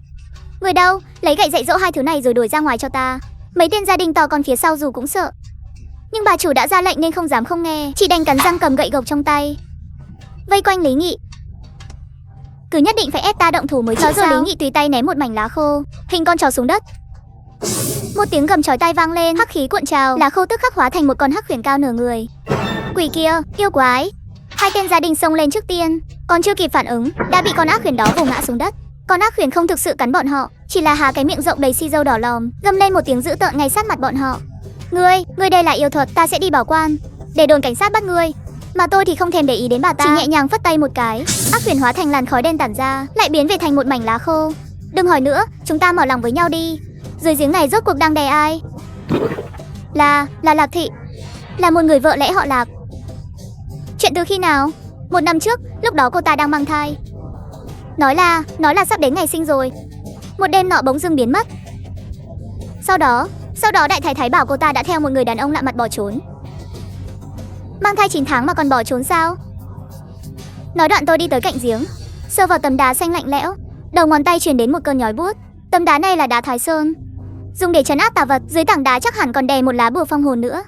Hừ, đại thái thái, thủ đoạn của bà cũng ác độc thật đấy. Đẩy người ta xuống còn chưa đủ, còn muốn người ta vĩnh viễn không được siêu sinh. Tay bà thì lần chẳng hạn niệm Phật, nhưng trong lòng lại giấu cả một con dao. Thì đã sao chứ? Cái con tiện nhân đó cậy mình có thai mà dám thỏ thẻ bên tai lão gia, muốn trèo lên đầu lên cổ tôi ngồi à? Tôi là đang thay Hắc gia dọn dẹp môn hộ thôi. Thứ hồ ly tinh đó sinh ra cũng chỉ là giống nghiệt chủng, bay màu là đáng đời. Một đứa đàn bà mua về thì chỉ xứng lấp giếng thôi. Lão gia, ông cũng là đồ vô dụng. Năm đó nếu không dựa vào thế lực nhà mẹ đẻ tôi thì ông có được ngày hôm nay không? Giờ vì một con ma cũ mà muốn làm dùm beng lên sao? Cái giếng này mà mở ra, danh tiếng nhà họ Hắc thối hoắc, thì việc làm ăn của ông cũng tiêu đời luôn đấy. Hắc viên ngoại bị mắng tới mức đỏ mặt tía tai, nhưng không dám thốt ra một lời phản kháng nào. Trưởng quỹ ơi, đây đúng là lòng dạ đàn bà độc ác nhất thiên hạ nhỉ. Thế này thì quá tàn nhẫn rồi, đến cả đứa trẻ chưa chào đời cũng không tha. Cái thế đạo này làm lúc người sống còn tầm lợm hơn quỷ. Danh tiếng gì tôi không quan tâm, tôi chỉ làm ăn thôi. Đã tìm được chính chủ rồi thì mở giếng đi. Cái sát khí này không tan thì nhà họ Hắc các người chẳng ai sống nổi đâu. Tôi xem ai dám động vào. Cái giếng này không được mở. Đó là Tử Mẫu Phong Thủy Cục do cao nhân bố trí cho tôi đấy, để giữ lấy tài vận cho nhà họ Hắc. Ai dám động vào tảng đá này tôi sẽ liều mạng với kẻ đó. Hừ, giữ tài vận sao? Dùng 2 mạng người để đổi lấy tài vận thì đó là tiền si dâu đỏ. Sớm muộn gì cũng phải lấy mạng ra mà trả thôi. Kẻ bày trận đó cũng chẳng phải hạng tốt lành gì. Hắn ta là đang mượn cả tộc các người để nuôi sát khí đấy. Nói xong Lý Nghị chẳng muốn phí lời với mụ đàn bà điên này nữa, hất cầm về phía Lý Bất Nghĩa. Tiểu Nghĩa, ra rời tảng đá kia đi, ra. Trưởng quỹ, đó là tảng đá lớn nặng mấy trăm cân đấy. Con có bấy nhiêu lạng thịt sao mà bê nổi. Và lại con cũng sợ. Hêm. Dàn cái đại lực phù này vào. Bê xong ra quán muốn ăn gì tùy chọn. Ồ, hèo thì hèo thôi. Dù sao cũng có lão tổ tông ở đây. Sợ cái gì chứ? Dứt lời, dàn lá bùa lên, Lý Bất Nghĩa sải bước tiến tới. Một chân đá văng Tiền Thị đang cản đường. 2 tay bám chặt vào mép đá xanh, hét lớn một tiếng. Tảng đá Thái Sơn nặng mấy trăm cân kia lại thật sự bị cái thằng nhóc gầy như khỉ này nhấc bổng lên. Ngay khoảnh khắc miệng giếng lộ ra, tiếng trẻ con khóc thét lại vang lên lần nữa. Lần này không còn lúc có lúc không nữa, mà như thể đang nổ vang ngay sát bên tai. Rõ mồn một đến mức khiến người ta tê dại cả da đầu. Ra đây đi. Thế nhưng rồi đáy giếng không có thứ gì nhảy ra cả, mà lại có một bàn tay chậm rãi bám vào thành giếng. Trong tay còn nắm chặt một chiếc giày. Đây là giày của tôi. Đó là giày của tôi mà. Lão gia, thiếp giúp ông nhặt về rồi đây. Ông cũng xuống đây bầu bạn với con trai chúng ta đi. Mẹ ơi, em gái thân yêu của tôi ơi, tuyệt rồi. Thần tiên cứu mạng. Thần tiên cứu mạng tôi với. Hâm. Này bà chị, cái thứ dưới giếng kia đang muốn mượn chân bà để leo lên đấy. Cái sát khí này mà quá. Đầu gối là cái chân này của bà coi như phế. Nếu qua thắt lưng thì nửa thân dưới của bà thuộc về nó. Nếu qua cổ thì... Cứu với, chỉ cần giữ được mạng. Ngài muốn gì tôi cũng đưa hết. Hừ, lão Hắc à. Tiểu Nghĩa, lấy sổ ra ghi lại. Hi hi, rõ ạ. Trưởng quỹ ngài cứ dặn đi. Thứ nhất, 7 cây cao lương đỏ để nguyên vỏ làm đường cho quỷ thai đi. Thứ hai, 3 sắt giấy đỏ loại tốt nhất, dương khí phải đủ. Thứ ba, 1 giỏ trứng gà nóng hổi vừa mới đẻ để dỗ dành tiểu quỷ. Nói đến đây Lý Nghị khựng lại một chút, ánh mắt lạnh lùng nhìn chòng chọc vào Tiền Thị. Tiền Thị bị nhìn đến mức sởn gai ốc. Theo bản năng lùi lại một bước, chẳng phải chỉ có 4 thứ thôi sao? Ta cần một nắm tóc của kẻ thù ác này. Loại nhổ tận gốc, có dính cả xi dâu là tốt nhất. Láo xược, cái đồ lừa đảo hạ đẳng nhà ngươi. Dám dùng tà thuật hại ta sao? Ta thấy ngươi chán sống rồi đấy. Tôi chẳng thèm quan tâm đến tiếng gào thét của bà ta, chỉ cúi đầu nhìn xuống bắp chân đã bắt đầu đen kịt của Hắc viên ngoại. Đã là đại thái thái không nỡ bỏ một nhúm tóc này, thì em là cái chân này của viên ngoại khó mà giữ nổi rồi. Phu nhân, đưa cho ông ấy đi, mau đưa tóc cho ông ấy. Chẳng phải chỉ là một nhúm tóc thôi sao? Sau này còn mọc lại được mà. Chân tôi mà mất thì nhà họ Hắc này coi như xong đời rồi. Cút ra, đồ vô dụng. Ai biết được hắn ta đang mưu tính chuyện gì chứ? Tóc của tôi quý giá lắm đấy. Đây là thể diện của nhà họ Hắc. Hừ, bà còn nói đến thể diện sao? Lúc bà nhận tâm đẩy người ta xuống giếng, sao bà không nói đến thể diện đi? Làm cho người ta một xác 2 mạng. Lúc người ta ở dưới đáy giếng ăn chuột hẹo, sao bà không nói đến thể diện đi? Tiểu Nghĩa, ra tay. Sao lại là con nữa hả trưởng quỹ? Trên người con có dán đại lực phù của ta. Sợ cái gì chứ? Âm khí trên người mụ phù thủy này nặng lắm. Sở dĩ sát khí chưa tìm đến bà ta là vì có miếng ngọc Phật trên cổ bà ta chắn hộ đấy. Con nhân tiện tháo nó ra luôn cho ta. Lý Bất Nghĩa nghe xong liền hiểu ngay. Hi hi, rõ rồi. Lão tổ tông cứ chờ xem con trổ tài đây. Ngươi muốn làm gì? Người đâu? Đánh cho ta. Đánh chết cái thứ này cho ta. Hừ, ta xem ai dám động vào. Lý Bất Nghĩa quát lớn một tiếng, làm mấy tên gia đình phải lùi lại 2 bước vì kinh sợ. Ha ha ha ha ha. Hắc đại thái thái, đắc tội rồi nha. Đều là vì muốn tốt cho bà thôi. Khuyên lão già nên tự biết điều. Lão bà kia đừng có kháng cự. Chưa đợi Tiền Thị kịp phản ứng, bên trong đã giật phăng một nắm tóc lớn. Tóc của tôi ơi. Chất tóc này cũng khá đấy, nhưng hơi cứng. Lý Bất Nghĩa cầm nắm tóc đó như dâng bảo vật chạy đến trước mặt Lý Nghị. Trưởng quỹ ơi, đủ bộ rồi đây. Mê mơ, cho hết đồ vào giỏ tre, mang ra sảnh chính đi. Chỗ miệng giếng này để ta tạm thời xử lý trước. Sau đó Lý Nghị lấy từ trong ngực ra một lá bùa màu tím, trên đó vẽ bùa văn bằng bột vàng. Ông kẹp lá bùa giữa 2 ngón tay, vận chút chân khí còn sót lại, sắc. Lá bùa hóa thành một luồng sáng dán lên thành giếng. Luồng hắc khí đang phun trào tức khắc bị ép xuống. Ngay cả tiếng trẻ con khóc lúc ẩn lúc hiện kia cũng tạm thời không còn nghe thấy nữa. Cái này chỉ trấn áp được trong 7 canh giờ thôi. Trong 7 canh giờ ta phải chuẩn bị xong đồ đỡ đẻ. Ai không muốn bay màu thì làm nẹ tay lên cho ta. Tiểu Nghĩa, Lý Nghị phản ứng cực nhanh, lập tức né được đòn tấn công của Quỷ Anh. Dù cơ thể còn suy nhược, nhưng bản năng của ông vẫn còn đó. Đây là thứ gì thế này? Lớn chuyện rồi. Quỷ Ưng hạ cánh, chạy trong thôn mẹ con. Viên ngoại chúc mừng ông, con trai ông tự do rồi. Tối nay nó chắc chắn sẽ tới tìm cha mẹ để ăn xong bữa cơm đoàn viên này. Hắc viên ngoại vừa nghe thấy hai mắt trợn ngược, ngất lịm đi ngay tại chỗ. Lý Nhất cúi đầu nhìn món đổ mã bị dẫm nát dưới chân. Món đổ mã vốn dĩ hiền lành, giờ đã thành một đống mực nát bét. Hừ, lão già không biết xấu hổ. Đổ mã muốn sống tiếp là nể mặt các người. đã không muốn xuống đài để ta siêu độ, thì đừng trách Lý Mỗ ta không nương tay. Đừng qua đây, không phải ta hại cô đâu, là do mệnh cô không tốt, là do cô tự đi tìm nhân tình. Lúc này Tiền Thế đã sợ hãi, miệng lẩm bẩm điên cuồng, hai tay cua quào vứt đồ đạc loạn xạ, cuối cùng giật lấy chuỗi hạt mã não trên cổ tay, ném mạnh về phía nữ quỷ. Ta có Phật tổ phù hộ, đây là chuỗi hạt đã khai quang. Yêu nghiệt, cút đi, cút đi. Chuỗi hạt đập trúng người nữ quỷ áo đỏ không lệch phân nào, nhưng chẳng có kim quang hiện ra, càng không có chuyện tà ma né tránh. Hừ, Phật sao ông cũng xứng nói chuyện Phật pháp. Trưởng quỹ ngài mau ra tay đi, thứ đó sắp nuốt chửng người rồi. Tiền Thế tuy đáng hận, nhưng dù sao cũng là một mạng người, thực sự để bà ta mất. Làm ăn của chúng ta câm miệng. Làm ăn là làm ăn, nhân quả là nhân quả. Tiền là cái nhân đã gieo, cái của này bà ta phải tự nếm trước. Lý Mỗ vốn là thợ làm đồ mã, chứ không phải Bồ Tát cứu khổ cứu nạn. Sự ông ấy trong cái đại viện sâu thẳm này, thương còn bẩn thỉu hơn cả quỷ thần. Mẹ con Tứ Di Thái chịu khổ dưới giếng cạn 1 năm, oán khí không xả ra bớt, thì dù có cưỡng ép trấn áp, sau này cũng là đại họa. Cứu mạng lão gia, cứu tôi với. Người đâu mau tới ngay lúc bà ta vẫy tay. Quỷ ưng đã lao đến vai bà ta, cái miệng nhỏ chưa mọc răng há hốc ra, cắn chặt lấy tay trái của Tiền Thế. Tiền Thế phát ra tiếng hét thảm thiết như bị xử lý. Hắc viên ngoại bị tiếng hét làm giật mình tỉnh dậy, thấy cảnh này không những không hoảng sợ, mà trên mặt còn lộ ra tia hạ hê. Mẹ con La Thị tìm bà ta báo thù rồi, thế này thì mình không phải bay màu rồi. Cùng lúc đó, nữ quỷ áo đỏ cũng lướt tới trước mặt. Cô ta không dùng pháp thuật gì cả, mà đưa đôi bàn tay tím mất ra, bóp chặt lấy cổ Tiền Thế. Tiếng hét thảm thiết đột ngột dừng lại. Hắc viên ngoại nhìn người vợ Tào Khang bị lệ quỷ tiễn đi, cảm giác khoái chí nhất thời đã tan biến, chỉ còn lại nỗi sợ hãi. Lão không dám cực người tiếp theo không phải mình. Lý tiên sinh, Lý lão tổ tông, cứu mạng với, chỉ có ngài mới cứu được tôi. Tôi đưa 100 thỏi vàng cho ngài mà, ngài muốn gì tôi cũng đưa hết. Lý Kim Mộc lộ Tấn Mộc, còn cả đứa nhỏ này nữa hư, một nửa gia sản. Hắc viên ngoại lần này lại hào phóng thế, bây giờ biết sợ rồi à? Tôi sai rồi, tôi thực sự sai rồi. Tôi không phải con người, chắc chắn sẽ bị xử lý. Cô ta tuyệt đối không tha cho tôi đâu. Lý tiên sinh, ngài nể mặt đại soái đi. Lý Nhất ngước mắt nhìn lên.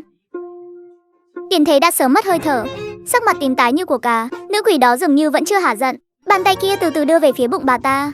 Được rồi đấy. Lý Nhất khẽ thở dài, tiện tay vứt bỏ chiếc khăn tay đã thấm bẩn. Ngài không phải mùi lòng, chỉ là biết rõ một khi Từ Mẫu Sát xử lý người thấy nước đỏ, sẽ hoàn toàn biến thành huyết sắc cực kỳ khó thu dọn. Ngài tiến lên 2 bước nhưng không lại gần, ánh mắt dừng lại ở cái giỏ tre đựng hạt cao lương dưới chân. Cái nơi này vốn dùng để siêu độ quỷ ưng, xung quanh dán đầy vãng sinh chú, nhưng xem ra lúc này tiểu quỷ này hoàn toàn không muốn vãng sinh, chỉ nhất quyết muốn nuốt chửng người. Hừ, rượu mời không uống, lại muốn uống rượu phạt. Ánh mắt Lý Nhất lạnh lùng, đột ngột cắn rách đầu lưỡi. Phương ngộm xì dâu thuần dương còn sót lại lên chiếc nôi giấy. Phù văn chu sa tức khắc rực sáng ánh đỏ, chiếc nôi phình to cực nhanh.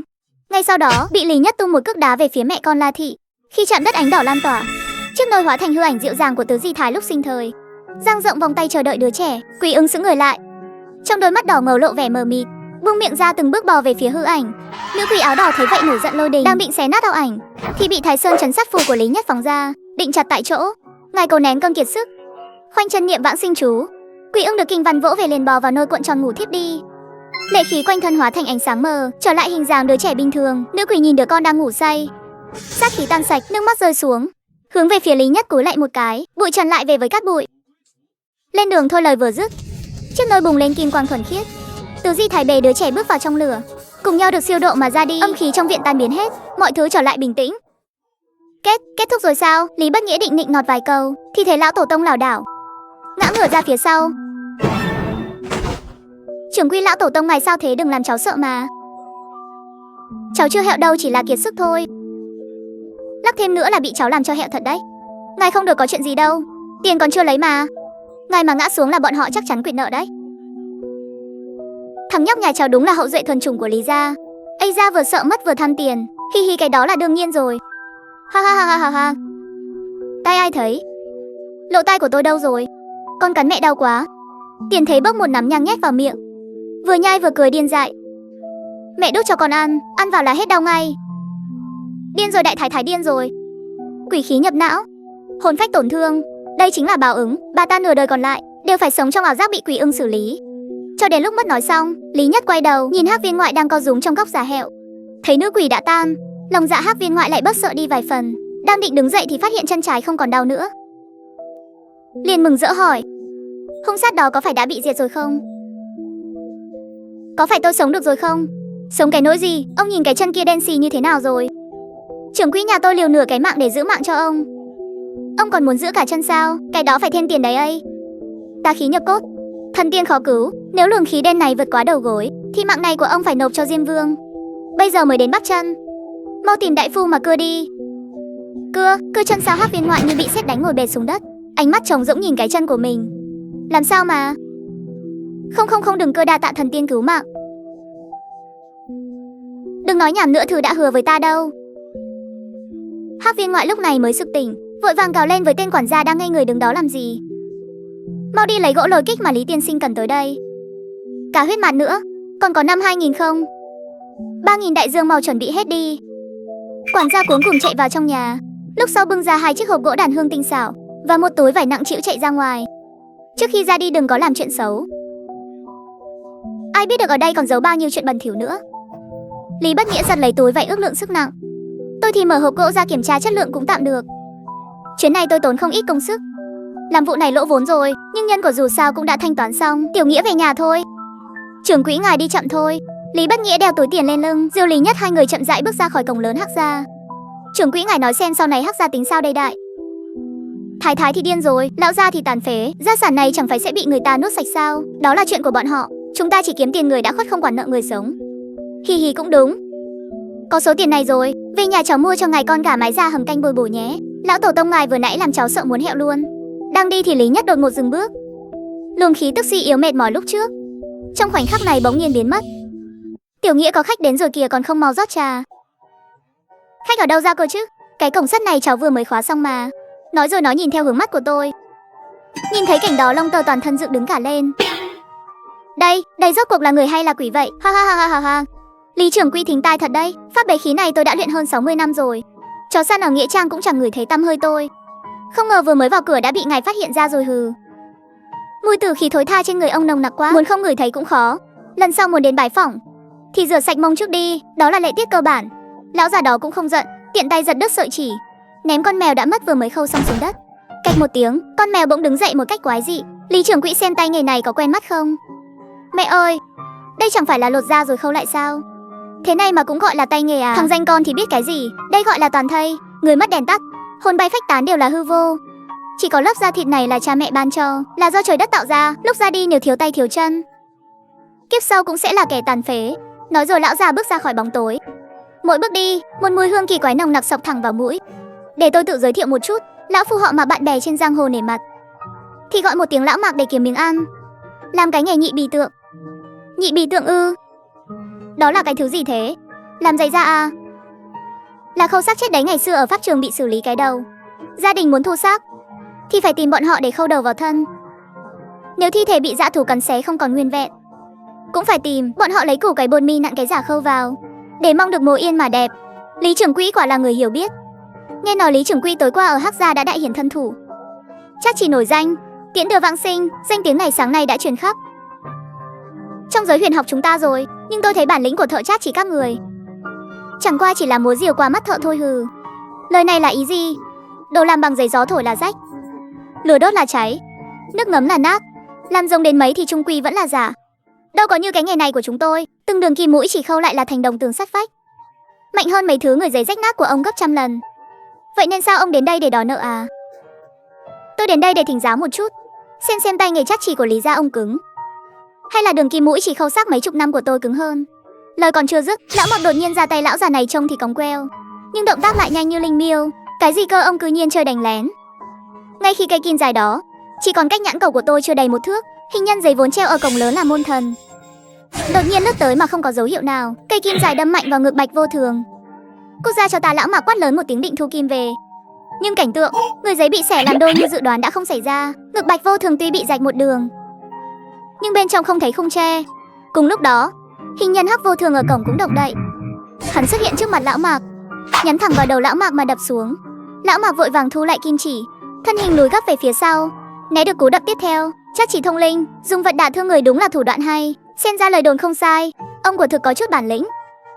Lúc này tôi mới chậm rãi đứng dậy, đi tới sau lưng hình nhân Bạch Vô Thường, đưa tay nhẹ nhàng vút qua vết rách đó, dùng oán khí làm lõi, dùng dầu sắc nuôi thân. Thủ đoạn này của ông bẩn thỉu quá, khâu xác là để người quá cố được yên nghỉ, vậy mà ông lại dùng để luyện loại binh khí âm độc này. Xem ra ông đã quên quy củ của tổ sư gia rồi. Hừ, nực cười, thế đạo này ai nắm đấm cứng thì kẻ đó là quy củ. Lý trưởng quỹ cao tay hơn một bậc. Mối lương kết hôm nay lão Mạc tôi ghi nhớ rồi. Nhưng chuyện này vẫn chưa xong đâu. Giới âm hành ở Kim Môn không đơn giản như ông nghĩ đâu. Ông động vào tử mẫu sát của Hắc gia, chính là phá cục của người khác, chặn đường tài lộc của người khác. Nói rồi lão quay người đi về phía cổng lớn. Tháng 9 chợ quỷ mở cửa, còn 2 tháng rưỡi nữa. Đến lúc đó chúng ta sẽ phân cao thấp ở chợ quỷ. Hy vọng lúc đó Lý trưởng quỹ vẫn còn cứng họng như thế này. À đúng rồi, đến lúc đó ông còn được gặp lại người bạn cũ của mình nữa đây. Lời vừa dứt, tại cổng nổ ra một trận khói đen, lão Mạc biến mất không tăm hơi, chỉ để lại một đống lông mèo đen xì trên mặt đất. Hừ, tự cứu mình rồi chạy mất à? Lão già này không phải bị bệnh đấy chứ? Chạy từ xa đến đây chỉ để bị dạy dỗ một trận thôi sao? Tôi không nói gì, chỉ đi tới trước mặt hình nhân Bạch Vô Thường.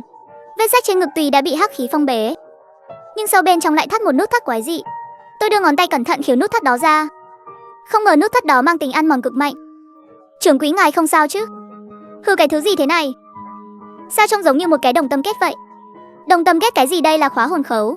Và trong đống chỉ đỏ đó lại giấu một tờ giấy da ấu vàng chỉ bằng móng tay. Trên đó còn thêu một dòng chữ đỏ: năm Mất Dậu ngày mồng 8 tháng 5, giờ Tuất khắc thứ 3 này. Trưởng quỹ, đây là bát tự ngày sinh của cháu mà. Sao lão ta lại biết bát tự của cháu? Lão ta muốn làm gì? Có phải lão ta muốn yểm bối cháu không? Lão tổ tông cứu mạng với. Cháu vẫn còn là trai tân mà, cháu còn chưa lấy vợ nữa. Cháu không muốn chết đâu. Tôi nhìn mảnh giấy trong tay, sắc mặt hoàn toàn trầm xuống. Hừ, tốt lắm.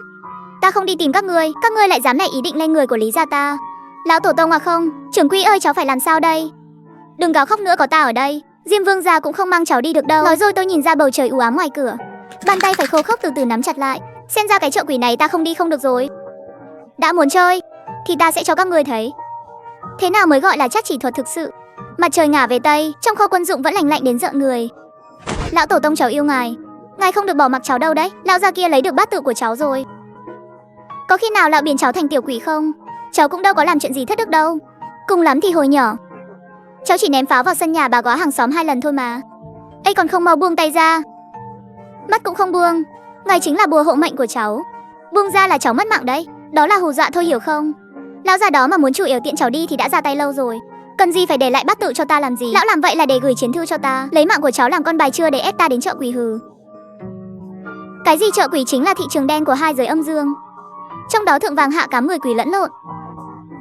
Có kẻ bán đồ tùy táng của người mất, có quỷ muốn tìm người thế mạng, cũng có kẻ như lão Mạc chuyên buôn bán các bộ phận xác chết. Vậy chúng ta không đi có được không? Nếu ta không đi, lão sẽ khâu bát tự của cháu vào bụng một người mất oan, chôn ở vùng đất âm nuôi dưỡng đủ thì cháu cứ đợi mà bị thối giữa ruột gan, rồi đi theo người mất đó xuống âm tào địa phủ mà. Cái gì lão tổ tông ngài nói sao thì là vậy. Cháu đều nghe theo ngài hết.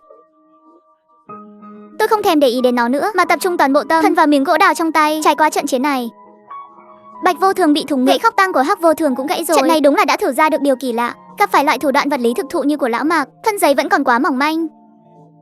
Xem ra phải gia cố thêm rồi. 3 ngày tiếp theo, cửa kho quân dụng đóng chặt. Tôi gần như không hề chợp mắt, đem miếng lõi gỗ đào sét đánh quỷ giá không làm thành kiếm hay pháp thước, mà chẻ thành những nan gỗ mảnh như sợi tóc. Nhìn cho kỹ đây. Chắc chỉ không chắc cốt, đó là lừa quỷ. Chắc cốt không nhập thần, đó là lừa người. Không lâu sau, 2 hình nhân Hắc Bạch Vô Thường mới đã không khác gì so với lúc trước. Vẫn là mũ cao lưỡi dài. Ê, sao cái này còn có điện thế này? Hừ. Chuyên trị cái tính dầu xác của lão già đó. Sau này bọn họ chính là hộ pháp của cửa tiệm này. Chỉ cần không ra khỏi phạm vi kho quân dụng này thì dù tổ tiên lão Mạc có đến cũng phải bị lột một tầng da. Tiếp theo đến lượt cháu đấy hả? Đến lượt cháu cái gì? Cháu phế vật quá. Nếu ta đi ra ngoài làm việc để một mình cháu trong nhà, sợ là bị người ta bán đi rồi còn giúp người ta đếm tiền nữa. Nói rồi, tôi lấy từ chính trong ngực ra một cuốn sổ nhỏ ố vàng. Cũng là quy tắc nhập môn của Lý gia chúng ta. Thuật pháp cao siêu thì cái nào đó của cháu không học nổi đâu, nhưng mấy món giữ mạng này tối nay nhất định phải học cho bằng được. Ngay lúc 2 ông cháu, một người dạy một người học, ngoài cổng sắt vang lên tiếng còi xe ô tô. Một chiếc xe jeep dừng ở cửa. Người đến chính là phó quan của Ngưu đại soái Lý tiên sinh. Đại soái bảo tôi gửi cho ngài một thiệp mời. Hừ. Ngưu đại soái lại có việc gì nữa đây? Chẳng lẽ lại hối hận không muốn đưa cái kho quân dụng này nói đùa rồi à? Tối nay hiệp hội thương mại Kim Môn cùng phủ đốc quân liên kết tổ chức một địa điểm tại khách sạn Vạn Bác trong khu Tô Giới. Đại soái nói tối nay có một vị đại nhân vật từ kinh thành đặc biệt điểm danh muốn gặp gỡ những kỳ nhân dị sĩ của Kim Môn. Thôi đi, tôi chỉ biết giao thiệp với người mất thôi. Chỗ tụ tập toàn người sống như thế tôi đi không hợp đâu. Lý tiên sinh xin dừng bước. Đại soái còn nói tối nay có một khối lõi gỗ âm trầm 1000 năm sẽ được đấu giá tại hội trường. Cậu chắc chắn đó là lõi gỗ âm trầm 1000 năm chứ?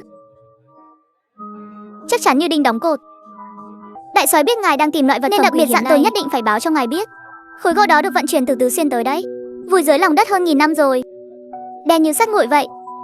Nghe xong tôi liền trầm mặc hẳn đi. Gỗ âm trầm còn được gọi là gỗ mun, trải qua mấy nghìn năm các bân hóa mà không có thể này của tôi hiện giờ đang rất cần lõi gỗ âm trầm 1000 năm này. Cái cục diện này là đại soái đặc biệt bày ra cho ta đây mà. Đại soái cũng là có ý tốt thôi. Vị đại nhân vật từ kinh thành đến đó, quả thực không dễ đắc tội đâu đại soái. Cũng muốn mượn mặt mũi của ngài để giữ thể diện cho tôi cái lão ngưu đại soái này. Tối nay ta sẽ đến, nhưng tính tình ta không được tốt lắm đâu. Nếu có kẻ nào không biết điều, đại soái cũng đừng trách ta phá hỏng bữa tiệc. Làm sao có chuyện đó được, ngài là khách quý mà. Viên phó quan mừng rỡ khôn xiết, lái xe rời đi, khách sáo thêm vài câu, lúc này mới lên xe rời đi. Khách sạn Vạn Quốc, lão tổ tông, đó là nơi cao cấp thứ 2 trong khu Tô rồi đấy. Người ta nói sàn nhà bên trong toàn lát bằng đá cẩm thạch, rượu ngoại thì uống thoải mái, lại còn có mấy em gái Tây nhảy múa chân dài nữa chứ. Ha ha ha, anh chỉ biết mỗi múa chân dài thôi. Nơi đó rồng rắn hỗn loạn, còn nguy hiểm hơn cả bãi tha ma này đấy. Vậy chúng ta vẫn đi chứ? Đó là thuốc của ta, vì bàn tay này, dù là hang hùm miệng cọp cũng phải xông vào một chuyến. Ta đi chuẩn bị một chút trước đã. Tôi quay về kho hàng, lục ra loại giấy trắng đặc chế lót dưới đáy quan tài. Loại giấy này trộn giữa vỏ dâu và hồ gạo nếp, độ dẻo cực tốt, dùng dụng cụ đặc biệt cũng không chém rách. Tuy nhiên tôi không làm người giấy gì cả, mà là đo kích thước bản thân, cắt ra một hình dạng chiếc áo lót. Lão tổ tông, người định làm quần áo ạ? Đây là rác giấy, tuy không chặn được kẹo đồng, nhưng chặn được dụng cụ đặc biệt và kim âm. Trời dần về tối, phố xá bắt đầu lên đèn. Khu tô giới của Kim Môn là một thế giới hoàn toàn khác. Ở đây chỉ có ánh đèn neon ngũ sắc, không có sự đổ nát và vắng lặng như phía nam thành phố. Mẹ ơi, tòa nhà này cao thật đấy, đèn này sáng quá, lại còn là đèn màu nữa chứ. Thẳng lưng lên, đừng làm mất mặt Lý gia. Vâng, xin mời xuất trình thiệp mời. Tôi không nói gì, chỉ kẹp thiệp mời đưa qua. Đây là thiệp khách quý của phủ đô đốc. Nhưng mà, khách mà Ngưu đại soái mời, chẳng lẽ còn phải đến tiệm may đo người trước, rồi mới được làm quần áo sao? Ôi kìa Lý thần tiên, ngài đến rồi ạ. Mù mắt cho các người rồi.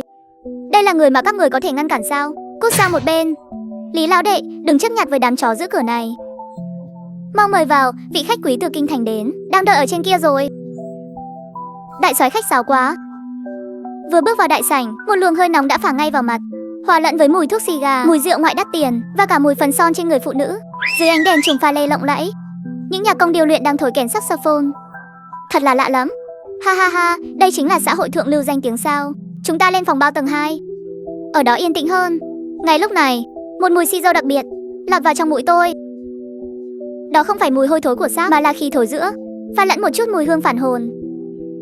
Chẳng lẽ là hắn? Nhưng 100 năm đã trôi qua rồi, người phản đáng lẽ đã tan thành bụi đất từ lâu, sao có thể vẫn còn người mang theo mùi hương này trên người? Chẳng lẽ là hậu duệ của hắn? Lý lão đệ, có chuyện gì vậy? Đại soái, vị đại nhân từ kinh thành mà ông vừa nói, họ là gì vậy? À, đó là đặc phái viên được cấp trên phái xuống. Họ Bạch, tên là Bạch Chỉ Phiến. Nghe nói là một văn nhân, nhưng thủ đoạn lợi hại lắm đấy. Bạch Chỉ Phiến, tên hay đấy. Chỉ là không biết có quạt tắt được ngọn lửa địa ngục này không? Tiểu Nghĩa, chuẩn bị đi. Cục diện tối nay, em rằng còn khó nuốt hơn cả đáy giếng nhà họ Hắc đấy. Trưởng quỹ, chúng ta chẳng phải đến mua gỗ sao?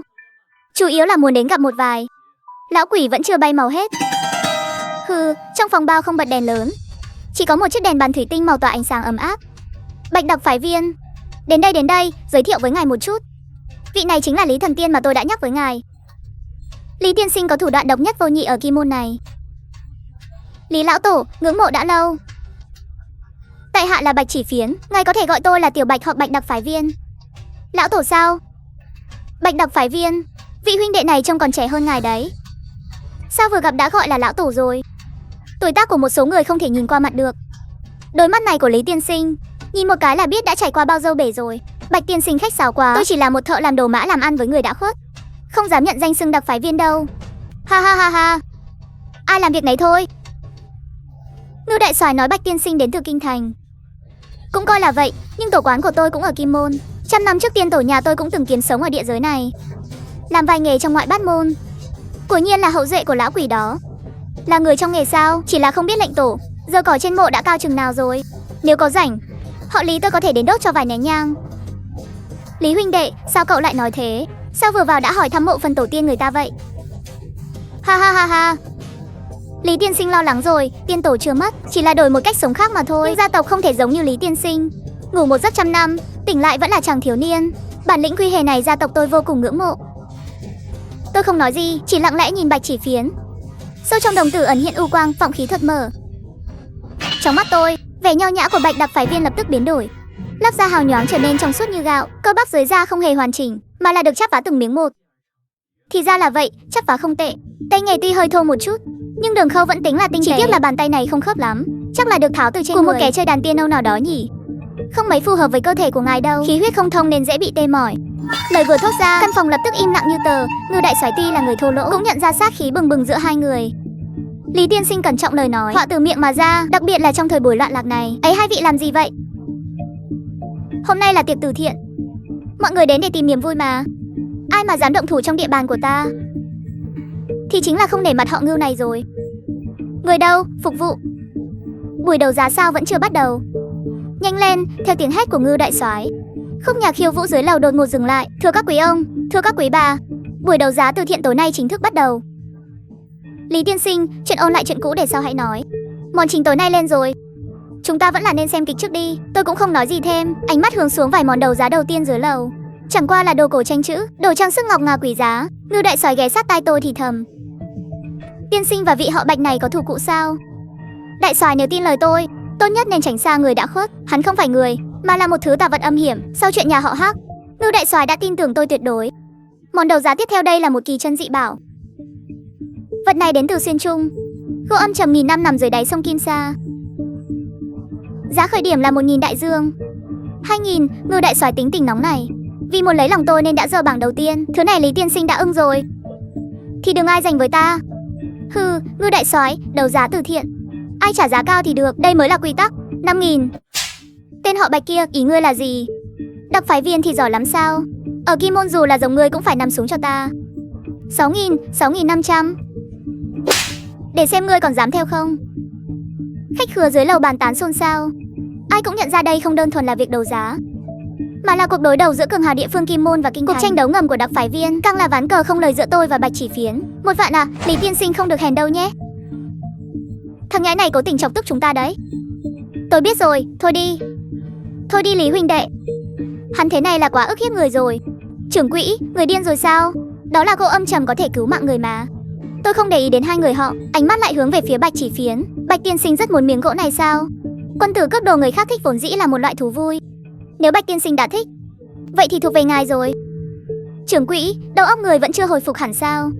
Đó là thuốc cứu mạng của người đấy. Chỉ là một miếng gỗ thôi mà, không đáng để tâm, và lại có những thứ trông thì là bảo vật, nhưng cầm trong tay chưa chắc đã thơm đâu. Cố làm ra vẻ huyền bí, ta lấy 1 vạn đại dương chốt giá. Chúc mừng vị khách quý tầng 2. Ngay khoảnh khắc búa gõ xuống, trong mắt Bạch Chỉ Phiến xẹt qua vẻ đắc ý. Hắn ngỡ mình đã thắng trong cuộc đấu này, mà không biết một tấm lưới vô hình đã sớm giằng ra trước mắt. Bạch tiên sinh, món đồ ngài đấu giá đây ạ. Em, Lý tiên sinh nhường rồi. Xem ra gia thế của Lý gia vẫn còn hơi mỏng. Bạch tiên sinh cứ xem món đồ trước đã, đừng để lát nữa lại nói khách sạn Vạn Quốc bán hàng giả. Bạch Chỉ Phiến hừ lạnh một tiếng, một tay hất tấm lụa đỏ ra. Trong phòng bao lập tức im lặng như tờ. Cái quái gì thế này? Đây là con chó đã hẹo mà còn bốc mùi thế này sao? Các người dám dùng thứ rác rưởi này để trêu đùa đặc phái viên? Oan uổng quá, lúc cho vào hộp rõ ràng là gỗ âm trầm mà. Suốt dọc đường không ai chạm vào cả, ha ha ha.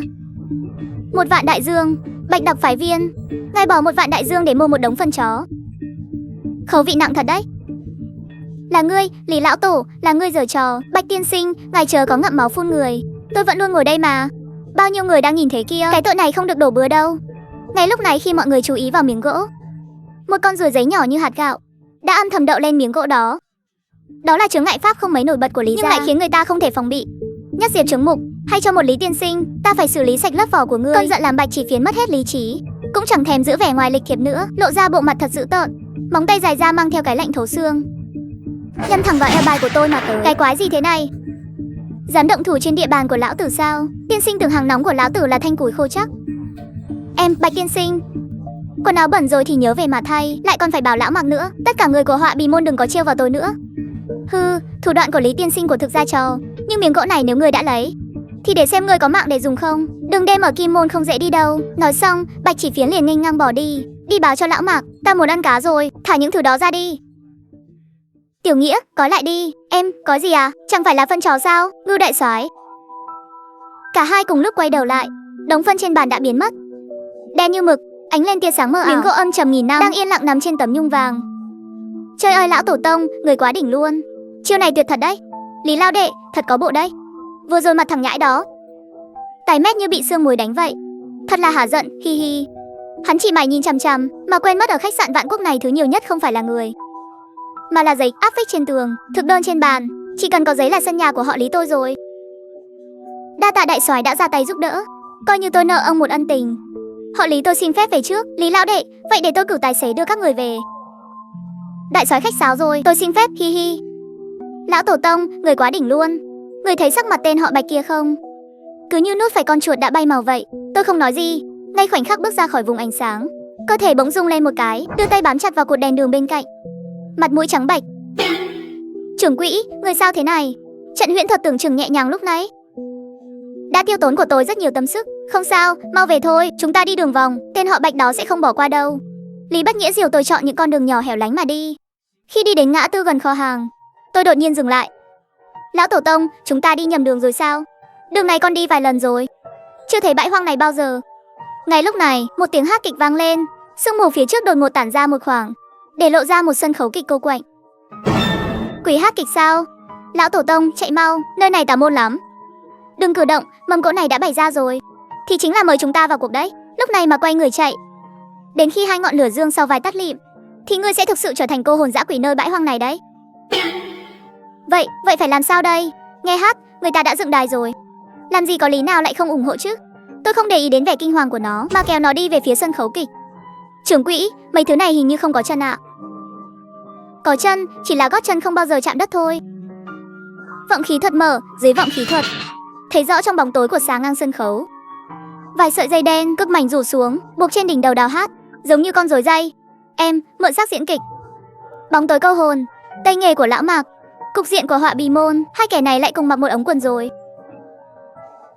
Như hoa tựa mộng, mượn lớp vỏ này sống lại một lần. Vậy kẻ có lòng kia, sao còn chưa đến lấp đầy cái hố không đáy này của ta? Hừ, ấm sát nồng nặc, dùng dầu hỏa ngâm cổ họng, lời hát thốt ra xuyên thấu tâm mạch nóng hổi. Tiểu Nghĩa, mau bịt tai lại. Lý Bất Nghĩa từ lâu đã nghe đến hoa mắt chóng mặt, vội vàng kẹp miếng gỗ âm trầm vào nách, hai tay bịt chặt tai lại. Viên Viên à, hát không tệ, tiếc là nhịp điệu hơi loạn, hay là để ta đánh nhịp cho cô nhé. Nói rồi tôi giật lấy miếng gỗ âm trầm, gõ lên tấm bia đá dưới chân. Nhịp điệu không nhanh không chậm, nhưng lại xuyên thấu chính xác vào từng kẽ hở. Ánh mắt này của cô không đúng, đã là một màn mượn xác hoàn hồn, thì phải có cái luồng oán khí đó, chứ không phải loại tử khí bị người ta giật dây thế này. Tiếp theo tôi lại gõ một cái lên bia đá, tiếng động còn nặng hơn lúc nãy. Tiếng hát của nữ quỷ Liễu Viên Viên đột ngột dừng lại, trong cổ họng phát ra tiếng khò khè. Hai hàng lệ xi dâu chảy xuống đôi gò má đầy phấn son. Mẹ ơi trưởng quỹ ơi, cô ta khóc rồi. Đây rốt cuộc là người hay là quỷ ạ? Nửa người nửa quỷ, sống không bằng ra đi. Vô dụng, toàn là lũ vô dụng, ngay cả hai thứ kia cũng không giải quyết được. Ta nuôi lũ cơm tủi giá áo các ngươi có ích gì? Lời vừa dứt, một tràng tiếng chiêng trống dồn dập vang lên. Xử lý chúng cho ta. Không xong rồi, nổi giận rồi. Lão tổ tông, chạy mau thôi, để con chặn cho. Gấp cái gì, kịch hay mới bắt đầu mà. Gấp gáp hạ màn thì còn gì là thú vị nữa. Chỉ thấy con quỷ thai nhi kia bị sợi dây đen kéo mạnh, thân hình cao thêm 3 thước, tay áo dài phồng lên như mãng xà khổng lồ, mang theo tiếng gió rít lao thẳng về phía mặt tôi. Lão tổ tông, mau tránh ra, đòn này có thể cột người thành thịt nát đấy. Còn vẫn chưa muốn bay màu đâu. Tuy nhiên tôi không những không tránh, mà còn tiến lên phía trước 2 bước. Dưới tiếng quát lớn này, giải lụa trắng lập tức khựng lại giữa không trung. Ngay sau đó là tiếng xì một cái, xẹp xuống nhanh chóng như một quả bóng bị đâm thủng. Cùng lúc đó, nghệ nhân múa rối bóng và Đào Hát quỷ cùng khựng lại. Vài sợi dây đen điều khiển thi thể kia lại bị tiếng quát như sấm rền này làm cho đứt đoạn. Nghệ nhân múa rối bóng lập tức ngã sụp xuống đất, chỉ còn Liễu Viên Viên, đôi mắt khôi phục lại một tia thần trí. Cứu tôi với, cứu cô thì được, nhưng trước tiên phải lôi tên rùa rụt cổ đang trốn sau cánh gà đánh chiêng ra đây đã. Tiểu Nghĩa, dạ. Ở đây, dạ con hết hồn rồi. Trưởng quỹ, tiếng quát vừa rồi của người thật là thần thánh, còn to hơn cả tiếng pháo của Ngưu đại soái. Cầm lấy, vào sau tấm màn đập nát thứ bên trong cho ta. Nhớ kỹ, dùng miếng gỗ này mà đập, đây là gỗ sét đánh, chuyên trị loại âm vật này. Rõ ạ, người cứ chờ xem. Lý Bất Nghĩa nhảy lên sân khấu, vòng qua thi thể, đạp bay tấm màn tre. Sau tấm màn lộ ra một con rối gỗ cao 3 thước. Trên giấy vàng còn viết 2 chữ Lão Mạc. Lại là cái tên Lão Mạc này, tổ sư nhà nó. Cho mày đánh này, cho mày dạ tiểu gia này. Khúc gỗ sét đánh đập mạnh lên người con rối.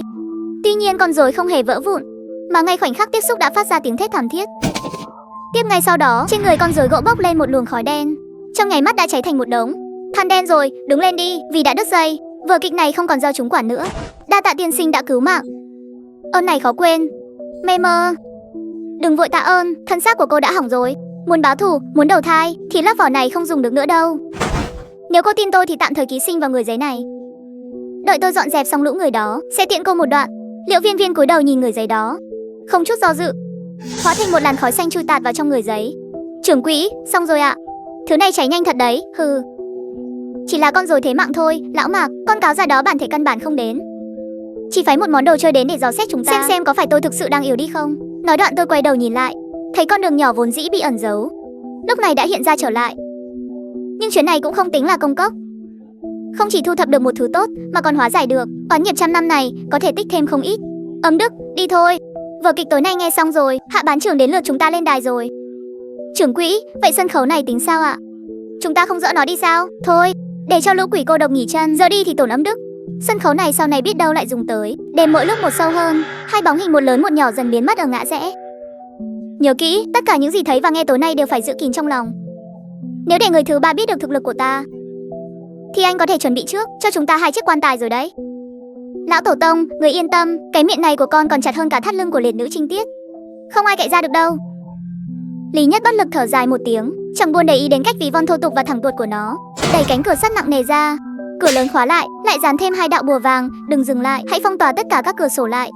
Không được để lọt một chút ánh sáng nào ra ngoài, đi đến góc đông nam thắp một ngọn đèn dầu. Tim đèn phải dùng chỉ đỏ, quấn 3 vòng, đèn mà tắt thì anh cứ việc chạy thẳng. Đừng quản ta làm gì, Tiểu Nghĩa bị trận thế nghiêm trọng này làm cho giận mình, lung túng đi tìm đèn dầu và chỉ đỏ.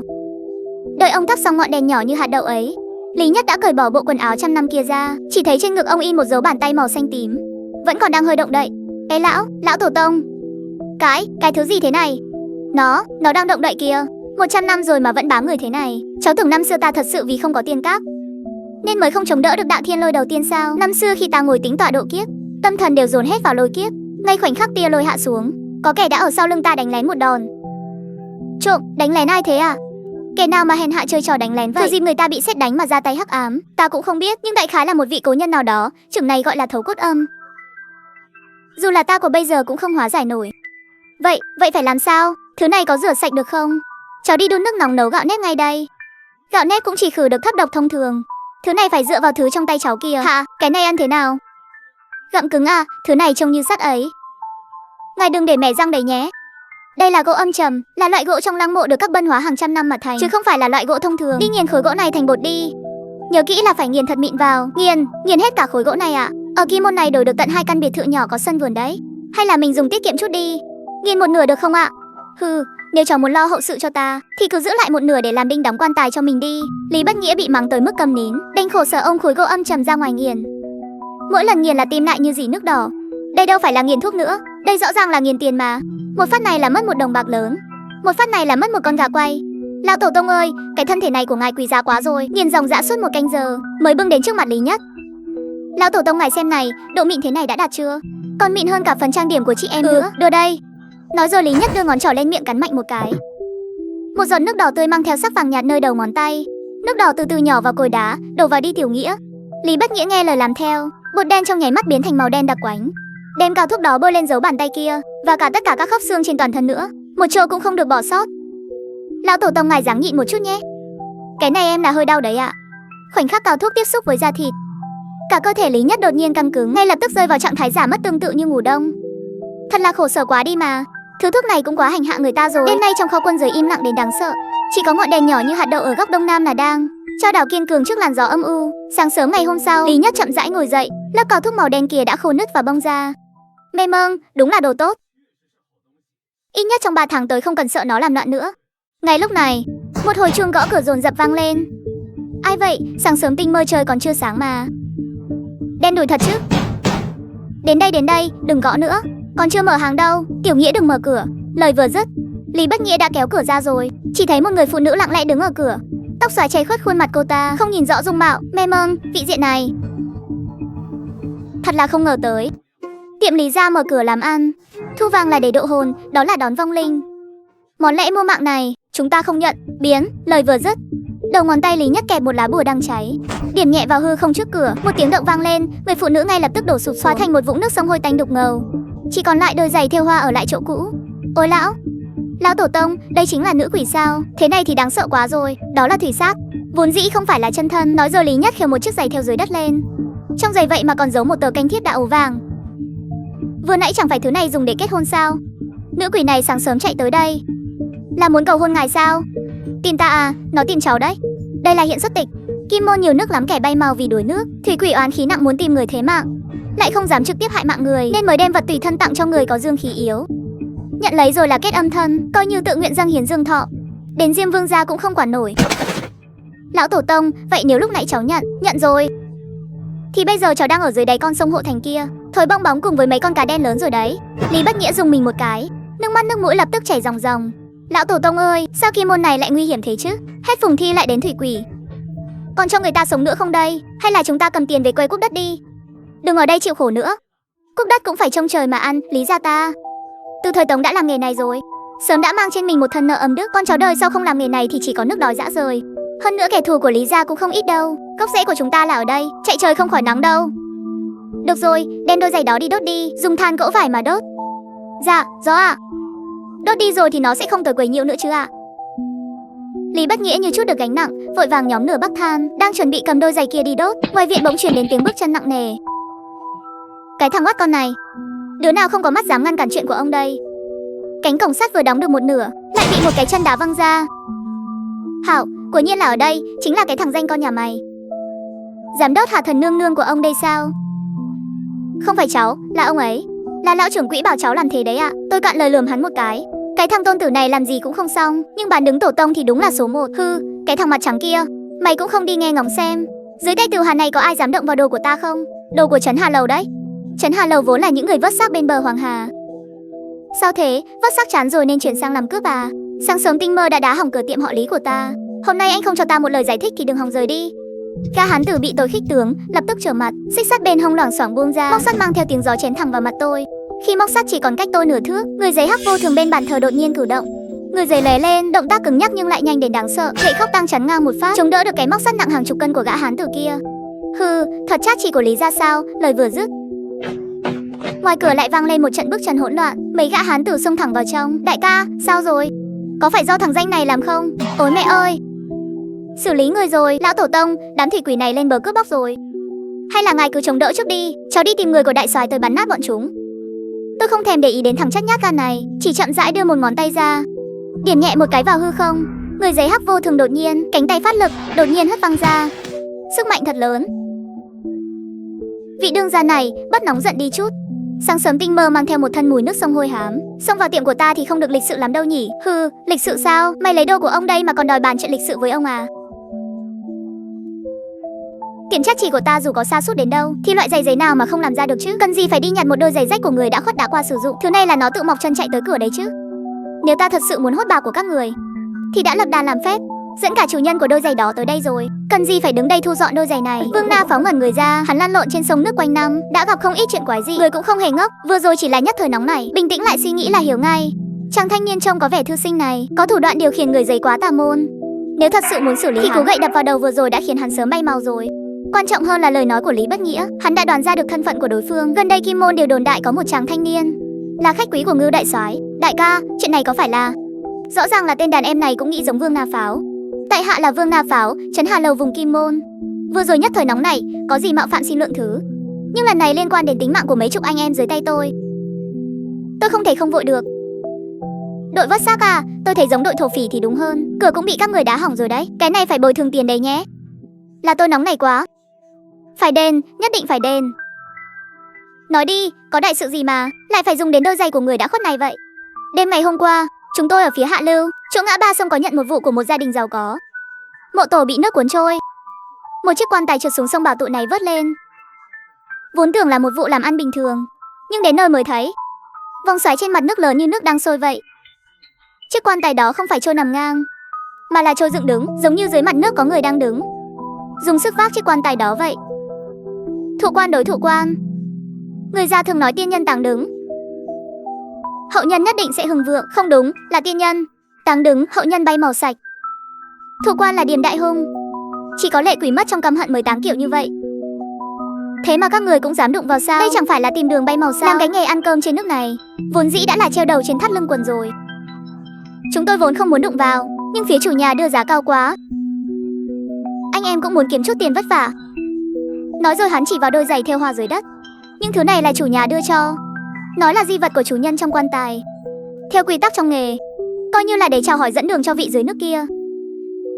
Chúng tôi vừa mới móc đôi giày này vào móc sắt, thì đôi giày đột nhiên biến mất ngay trước mắt bao nhiêu người. Ngay sau đó dòng nước sông như biến thành muôn vàn mãnh thú, trực tiếp kéo hai anh em trên thuyền xuống dưới. Chúng tôi đã đánh vật suốt cả một đêm, sống không thấy người, mất không thấy xác. Vương Na Pháo nói xong, đôi mắt nhìn chằm chằm vào Lý Nhất. Tiên sinh, nếu đôi giày đã chạy đến chỗ ngài, chứng tỏ thứ đó cũng đã theo tới đây rồi. Ngài là cao nhân, có thể trả lại đôi giày cho chúng tôi không? Dù có mang về làm vật tế, để đổi lấy thể xác của anh em tôi về cũng được. Bài thác tiên sinh hãy giúp cho. Tôi nghe xong liền im lặng một lúc, đi đến trước đôi giày thêu, cúi đầu nhìn lên mặt giày. Các người vớt nhầm rồi, đó không phải là mộ tổ bị nước cuốn trôi đâu, mà là gỗ âm trầm được ai đó cố ý nuôi dưới nước, dùng quan tài táng lệ quỷ, dùng dây đỏ để định thần hồn. Thứ mà các người vớt được chính là tân nương mà Hà Thần đã đặt trước. Đôi giày này là sính lễ mà cậu ta chọn phu quân làm người thế mạng đấy.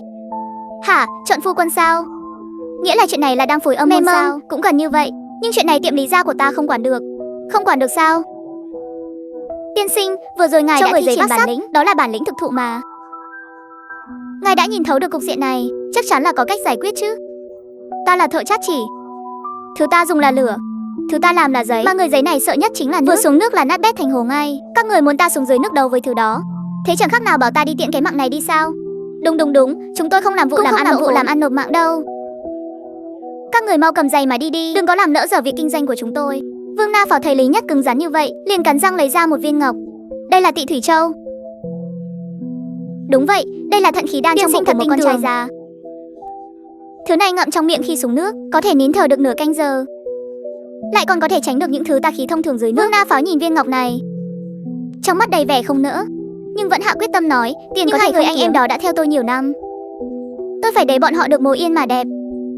Chỉ cần tiên sinh bằng lòng ra tay giúp tôi vớt thể xác họ thì viên ngọc này sẽ thuộc về ngài. Tôi không nói gì, chỉ nhìn chằm chằm vào viên ngọc đó. Có thể dựa vào gỗ âm trầm để giữ tử khí quá nặng. Kinh lạc đã khô héo, thận khí đan tuy không trực tiếp nhưng nếu nghiền thành bột, pha vào bột giấy chát ra người giấy thì sẽ không sợ nước. Viên ngọc này trông có vẻ đáng giá đấy ạ. Hay là chúng ta nhận đi? Viên ngọc này đúng là một món bảo bối. Nhưng chuyện này của các người không đơn giản thế đâu. Nếu tiên sinh thấy chưa đủ, có thể đưa ra một cái giá. Đây không phải là chuyện tiền nong. Đôi giày này đã vào cửa của ta rồi, thì cái nhân của này không muốn nhận cũng phải nhận thôi. Ngay lúc này, một tiếng động nhỏ đến mức gần như không nghe thấy, nhưng lại vô cùng rõ ràng, đó là tiếng nước chảy phát ra từ ngay dưới chân mọi người. Ánh mắt của tất cả mọi người đồng loạt đổ dồn xuống mặt đất. Chỉ thấy đôi giày thêu hoa đỏ vốn đang nằm yên vị ở ngay ngưỡng cửa, không biết từ lúc nào đã xoay hướng, mũi giày hướng thẳng vào gã hán tử đằng sau Vương Na Pháo. Tam Nhi, em sao thế này? Em muốn về nhà. Tam Nhi, mày làm cái quái gì thế? Tỉnh lại cho ông nhờ. Đại ca, đây đúng là quỷ nhập tràng rồi. Mau đánh ngất nó đi, thì mới đuổi được tà khí ra ngoài. Đúng, mau đánh đi, đừng để thứ bẩn thỉu này bắt mất hồn của Tam Nhi. Dừng tay, anh mà đánh một gậy này xuống, khi tán thì hồn cũng tán theo đấy. Đến lúc đó thần tiên tới cũng không cứu sống nổi đâu. Vậy ngài nói xem phải làm sao?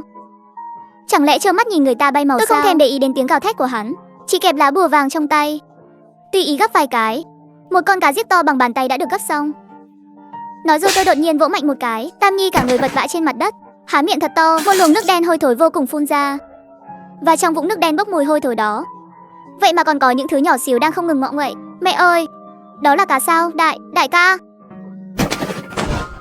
Tam Nhi, Vương Na Pháo vội vàng đưa tay kiểm tra hơi thở.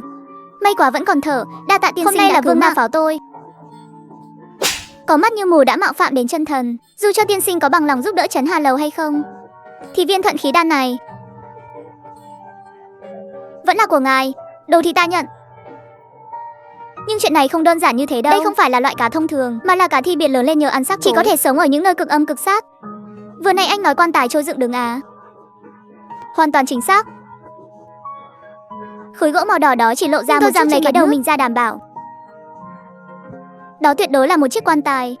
Thủ quan này là điểm đại hung, thường là dùng để trấn áp quái vật, hoặc là người đã khuất oán khí quá nặng nên không thể nằm yên được. Cũng có thể là do những kẻ tà môn ngoại đạo dùng để hại người. Tôi liếc nhìn Lý Bất Nghĩa một cái, thằng chất này tuy không ra gì, nhưng hai câu này lại nói trúng trọng điểm rồi. Vậy thì chỉ có thể là trấn Hà Trang có kẻ dùng người sống tế sông. muốn chặn đứng thủy nhãn của kim môn này rồi. Ý của tiên sinh là có kẻ cố ý dùng người sống tế lễ, nên mới gây ra chuyện tà ác này sao? Vụ làm ăn này tiệm họ Lý ta nhận. Không chỉ vì viên ngọc này, mà còn vì những oan hồn chưa được lên bờ kia nữa. Tiểu Nghĩa, đi bưng vỏ dầu trầu lâu năm kia ra đây cho ta. Tích chữ 10 năm nữa, lấy hết ra đây. Lão tổ tông, giấy gạo nếp đó là hàng cao cấp dùng để làm hình nhân thế mạng mà. Quỷ già làm đấy ạ. Còn vỏ dầu trầu kia nữa nói nhảm là đồ đã tích góp đi lấy cho ta rồi. Dạ, cháu đi ngay đây. Trong suốt 5 canh giờ tiếp theo, tiệm chát chỉ họ Lý bận rộn đến sức đầu mẻ chán. Pháo cũng không hề rảnh rỗi. Dưới sự chỉ huy của tôi đã giúp đắn gỗ, hạ hòa, chuẩn bị mọi thứ. Lần này không chát lại hắc bạch vô thường u ám kia cũng nữa, không chát lại thiên mà là chát mấy đứa nhỏ cao khoảng nửa mét. Trưởng quỹ, mấy thứ này là gì vậy? Trông không giống hình nhân thế mạng cũng không giống dẫn lộ tử. Đây là quỷ phá đám. Có bọn chúng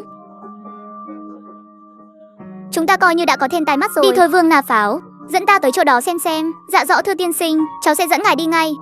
Cả nhóm vội vàng đi tới Bạch Hà. Và đây chính là vị nước hồi ở ngã ba sông. Dòng nước vốn dĩ đã chảy xiết, cộng thêm mấy ngày nay trời âm u liên tục, trên mặt sông sương mù bao phủ dày đặc, tầm nhìn chưa tới 2,5 mét. Tiên sinh, chính là phía trước rồi. Đêm qua chúng tôi đã mất người ở đó. Mở linh nhãn ra, trong mắt người thường chỉ thấy nước đục và xương trắng, nhưng trong mắt tôi, trên mặt sông phía trước đang bị bao phủ bởi một luồng khí lớn đỏ, đang không ngừng nuốt chửng sinh khí xung quanh. Mau dừng thuyền lại. Sao thế lão tổ tông, ngài thấy gì rồi à? Xít, đừng nói chuyện, hãy lắng nghe cho kỹ. Nghe cái gì à? Chẳng phải chỉ có tiếng gió thôi sao? Đây không phải là tiếng gió. Lời vừa dứt, một trận âm thanh quái dị lặng lẽ vang lên. Đây là nhà ai đang làm? Đây chính là Hồng Bạch Tương Sát. Vị dưới đáy nước kia đang vội vàng bái đường thành thân đấy. Nói rồi tôi mạnh tay phất ống tay áo. Mấy đứa nhỏ bằng giấy trong giỏ lần lượt nhảy tõm xuống dòng sông chảy xiết. Nhạc khí đã vang lên rồi. Đám khách mời như chúng ta cũng nên vào tiệc thôi. Hãy thổi tắt ngọn đèn lồng kia đi. Tiên sinh, không được đâu ạ. Tắt đèn đi là thật sự tối đen như mực luôn đấy. Dòng nước này chảy xiết như vậy, lỡ như lật thuyền thì chúng ta đều bay màu hết. Đèn của người sống không soi sáng được con đường đó đã bày ra cục diện Hồng Bạch Tương Sát này, thì chúng ta phải làm theo quy tắc của người ta. Nghe vậy, Vương Na Pháo đành phải bấm bụng thổi tắt ngọn đèn lồng. Thế giới trong phút chốc rơi vào một sự im lặng xa vọng lại. Tôi từ trong ngực lấy ra một sấp giấy bìa màu nâu vàng, động tác cực nhanh, luồn lách giữa các tờ giấy, gấp nét, miết cạnh. Chẳng mấy chốc đã gấp xong một chiếc thuyền. Tiếp đó tôi lại nhỏ thêm chút dầu thạch. Đây chẳng phải là số dầu thạch lần trước mình lấy từ chỗ lão mà. Ngài đã nói đó là dầu thạch một giọt thôi cũng đổi được 3 đồng bạc lớn đấy. Ngài dùng một phát hết nửa bình thế này. Mạng quan trọng hay tiền quan trọng? Sát khí dưới đáy sông này nặng tới mức có thể ăn mòn cả sắt thép. Dầu thắp thông thường có cháy nổi không, nhưng cũng không thể tiêu xài như thế được. Dù sao cũng nên pha thêm chút dầu lạc chứ. Im miệng, thuyền giấy qua sông, nước không chạm tới. Tứ phương thủy thần xin hãy mở lối. Theo một tiếng quát lớn của tôi, chậm chậm thả chiếc thuyền giấy vào dòng nước sông. Tuy nhiên chiếc thuyền giấy không những không trôi ngược lại còn chống lại dòng nước đang cuộn trào mà đi ngược lên trên. Tuyệt thật, tôi đã vớt xác trên sông Hoàng Hà suốt 5 năm mà chưa từng thấy cảnh tượng nào như thế này. Thuyền giấy đi ngược dòng, đây đúng là bản lĩnh thật sự. Từng thấy dùng tủ điện dẫn đường, từng thấy dùng tiền giấy mở đường, chứ sông pha ngược dòng kiểu này thì đúng là lần đầu thấy. Tôi không nói gì mà ngồi xếp bằng dưới đất. Tiểu Nghĩa hộ pháp. Gió à, lúc này thần thức của tôi đã nhập vào thuyền giấy. Mượn góc nhìn từ thuyền giấy, cuối cùng cũng nhìn rõ cảnh tượng dưới mặt nước. Mấy cái bóng đen đó cao tầm 1 mét, trông như người nhưng lại là những quái vật dị dạng, mà loại quái vật này có tận 22 con, chia làm 2 hàng, giống như đội nghi lễ của mấy nhà quyền quý thời xưa, đang chậm rãi khiêng một cỗ quan tài nặng nề dưới đáy nước. Hóa ra là thủy hầu tử. Ngay khi tôi định điều khiển thuyền giấy lại gần hơn, đột nhiên lớp bùn cát dưới đáy nước nổ tung. Một cái móng vuốt khổng lồ chui ra từ bóng tối, chộp lấy thuyền giấy. Thôi xong rồi. Lực tay mạnh quá. Sát khí nồng nặc thế này bên dưới không phải Hà Yêu, mà là một cái xác già đã thành tinh. Hắn đang rước dâu. Chưa đợi mọi người kịp định thần, mặt sông đang yên ả bỗng nhiên sôi sục. Những cột sóng cao 1 đến 3 mét dựng đứng giữa không trung, cẩn thận bám chắc lấy. Giữa những đợt sóng dữ, cô quan tài màu đỏ vốn chỉ lộ ra một góc, bỗng trôi thẳng lên khỏi mặt nước theo dòng nước dâng cao. Dưới sự chứng kiến của mọi người, nắp quan tài từ từ hé ra một khe hở. Lão lao tổ tông, đó là cái gì vậy? Tân lang đến rồi. Lời còn chưa dứt, từ khe quan tài bắn ra vô số bóng đen. À, cái chân của tôi. Cứu tôi đại ca, cứu tôi với. Dụng cụ đặc biệt đừng để chạm vào mấy thứ đó. Nói rồi tôi phóng mạnh thanh gỗ đào sét đánh trong tay ra, cắm chuẩn xác vào mớ tóc đen đang quấn lấy chân người nọ. Tóc đen lập tức bốc lên một làn khói đen hừ. Rượu mời không uống muốn uống, rượu pha ta Tiểu Nghĩa. Đưa hũ gạo nếp trộn chu sa cho ta. Lý Bất Nghĩa ôm hũ gạo nếp chu sa vội vàng chạy tới. Sau đó tôi bốc một nắm lớn dài về phía mớ tóc đen trên không. Những sợi tóc đen sắc như dây thép vừa chạm vào gạo nếp, lập tức bốc lên làn khói trắng hôi thối. Còn đứng được ra đó làm gì? Dạy dỗ chúng nó cho ta. Mọi người thấy vậy liền đồng loạt phản công đám thủy hầu tử. Cảnh cáo quân rùa rụt cổ nhà mày nè, dám lôi kéo anh em tao biến đi cho khuất mắt. Đừng có lại gần đây, tao có pháp bảo đó, lão tổ tông của tao đang ở đây. Lão tổ tông nhất định sẽ bảo vệ tao. Đứa nào dám lại gần là bay màu đấy. Tôi không quan tâm đến sự hỗn loạn phía sau, mà dán chặt mắt vào cỗ quan tài gỗ kia. Dòng nước xoáy ngày càng nhanh, như muốn kéo cả con thuyền vào hố sâu không đáy. Không muốn tiễn người đi, mà chỉ muốn bắt người. Đã muốn người, thì ta cho ngươi một đứa Tiểu Nghĩa. Ngày tháng năm sinh đâu? Lão tổ tông người không được bán cháu đâu đấy. Cháu còn chưa lấy vợ mà. Không muốn ra đi thì đọc nhanh lên. Nắm Giáp Tuất mùng 1 tháng 7. Tôi cắn mạnh, đầu ngón tay dính nước đỏ viết nhanh lên lưng người giấy. Thế thân chuẩn bị. Mani mani hồng biến đi. Nhưng người giấy không bay đi theo gió, mà lao đi như một của pháo. Tóc đen trong quan tài lập tức hòa ra quấn chặt người giấy thành một cái kén đen rồi kéo vào trong. Vương Na Pháo mau lái thuyền đi. Vương Na Pháo sợ đến hồn siêu phách lạc, vội vàng lái thuyền lao ra khỏi đầm lau sậy như bay. Mai đến khi cập bờ mọi người mới dám thở phào nhẹ nhõm, nhưng sắc mặt tôi ngày càng u ám hơn. Vương Na Pháo anh là thổ địa ở đây, giờ nên khai thật cho tôi biết rồi chứ. Tiên sinh, không phải tôi muốn giấu người, đây là lời đồn quái ác từ thời xưa, không ai tin là thật cả. Ai ngờ hôm nay lại đen đủi đụng phải. Ngã ba sông này vốn là vùng đất cực âm, từ thời nhà Thanh đã không yên ổn rồi. Sau đó có một đạo sĩ phương xa tới, nói dưới đáy sông có một hải nhãn, phải cho Hà Thần lập gia đình mới trấn áp được. Thế rồi sao? Lấp đất cũng không ăn thua. Đó toàn là mấy cái kế hèn. Ông ta nói Hà Thần này cô đơn nên phải cưới vợ cho ông ấy. Chỉ cần có gia đình riêng, dù là thần tiên hay yêu quái, thì tâm tính cũng sẽ bình lặng lại, tự nhiên sẽ không nổi sóng gió hại người nữa. Nên đây chính là hủ tục Hà bà lấy vợ, dùng người sống để lấp cái lỗ đó. Lúc đầu thì dùng đồ mã nhưng không có tác dụng. Vài năm sau trong sông lại bắt đầu xảy ra tai ương, cực chẳng đã mới phải dùng đồng nam đồng nữ thật. Từ đó về sau quy tắc đã thay đổi, cứ 5 năm rưỡi lại phải chọn một tân nương. Nhưng không cần dìm người xuống sông nữa, chỉ cần dìm bát tự và đồ dùng bằng sắt là được.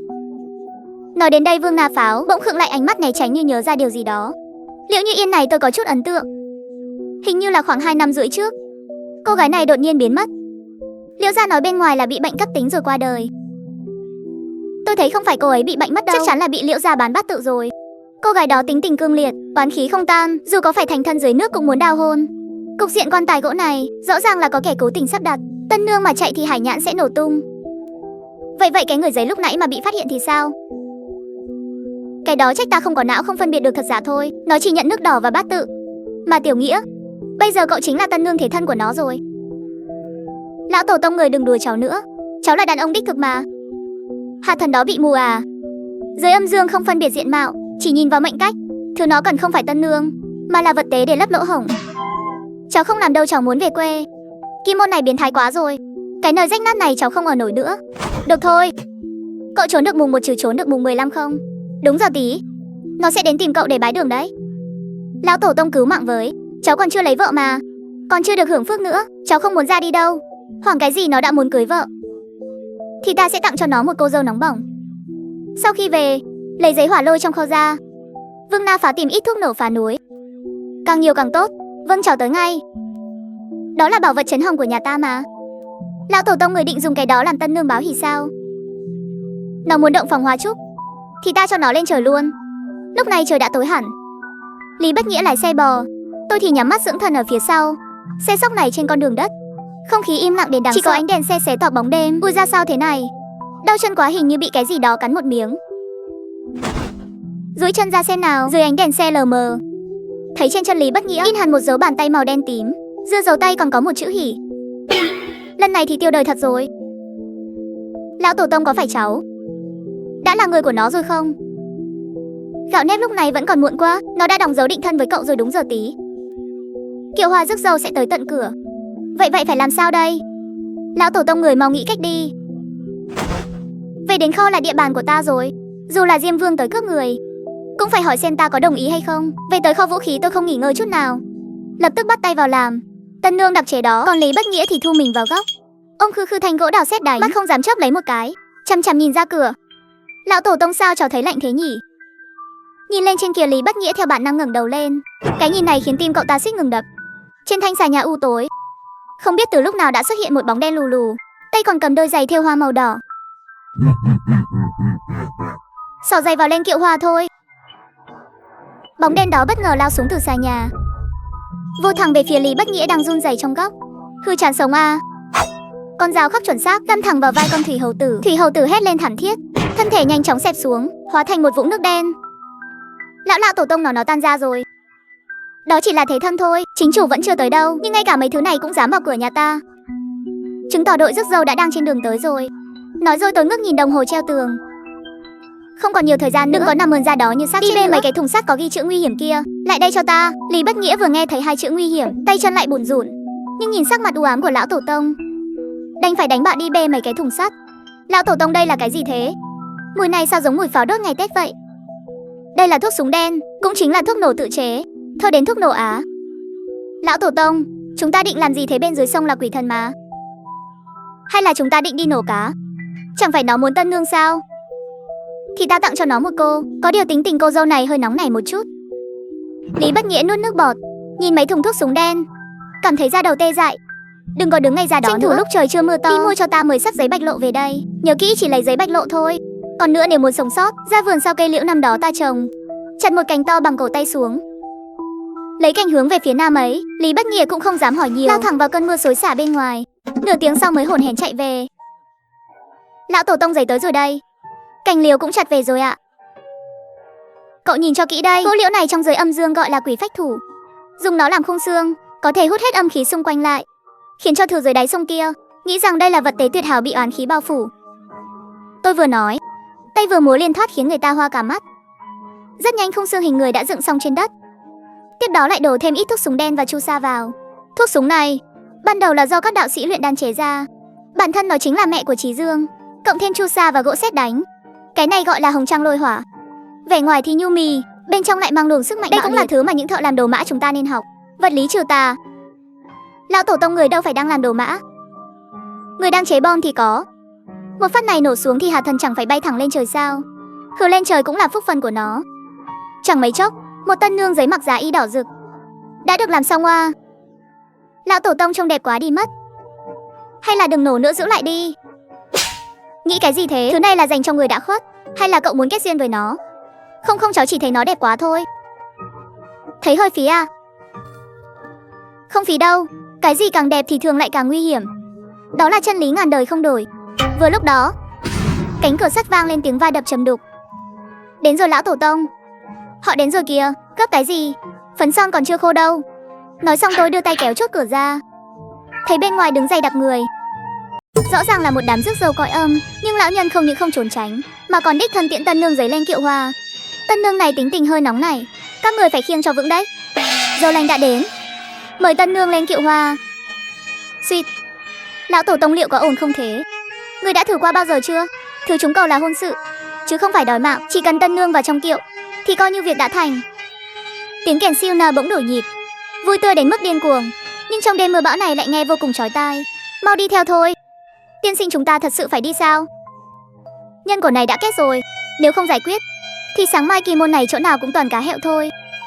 Nói xong tôi không ngoảnh đầu lại, mà bám sát sau đội rước dâu khoảng 10 mét. Lão tổ tông, người đợi cháu với.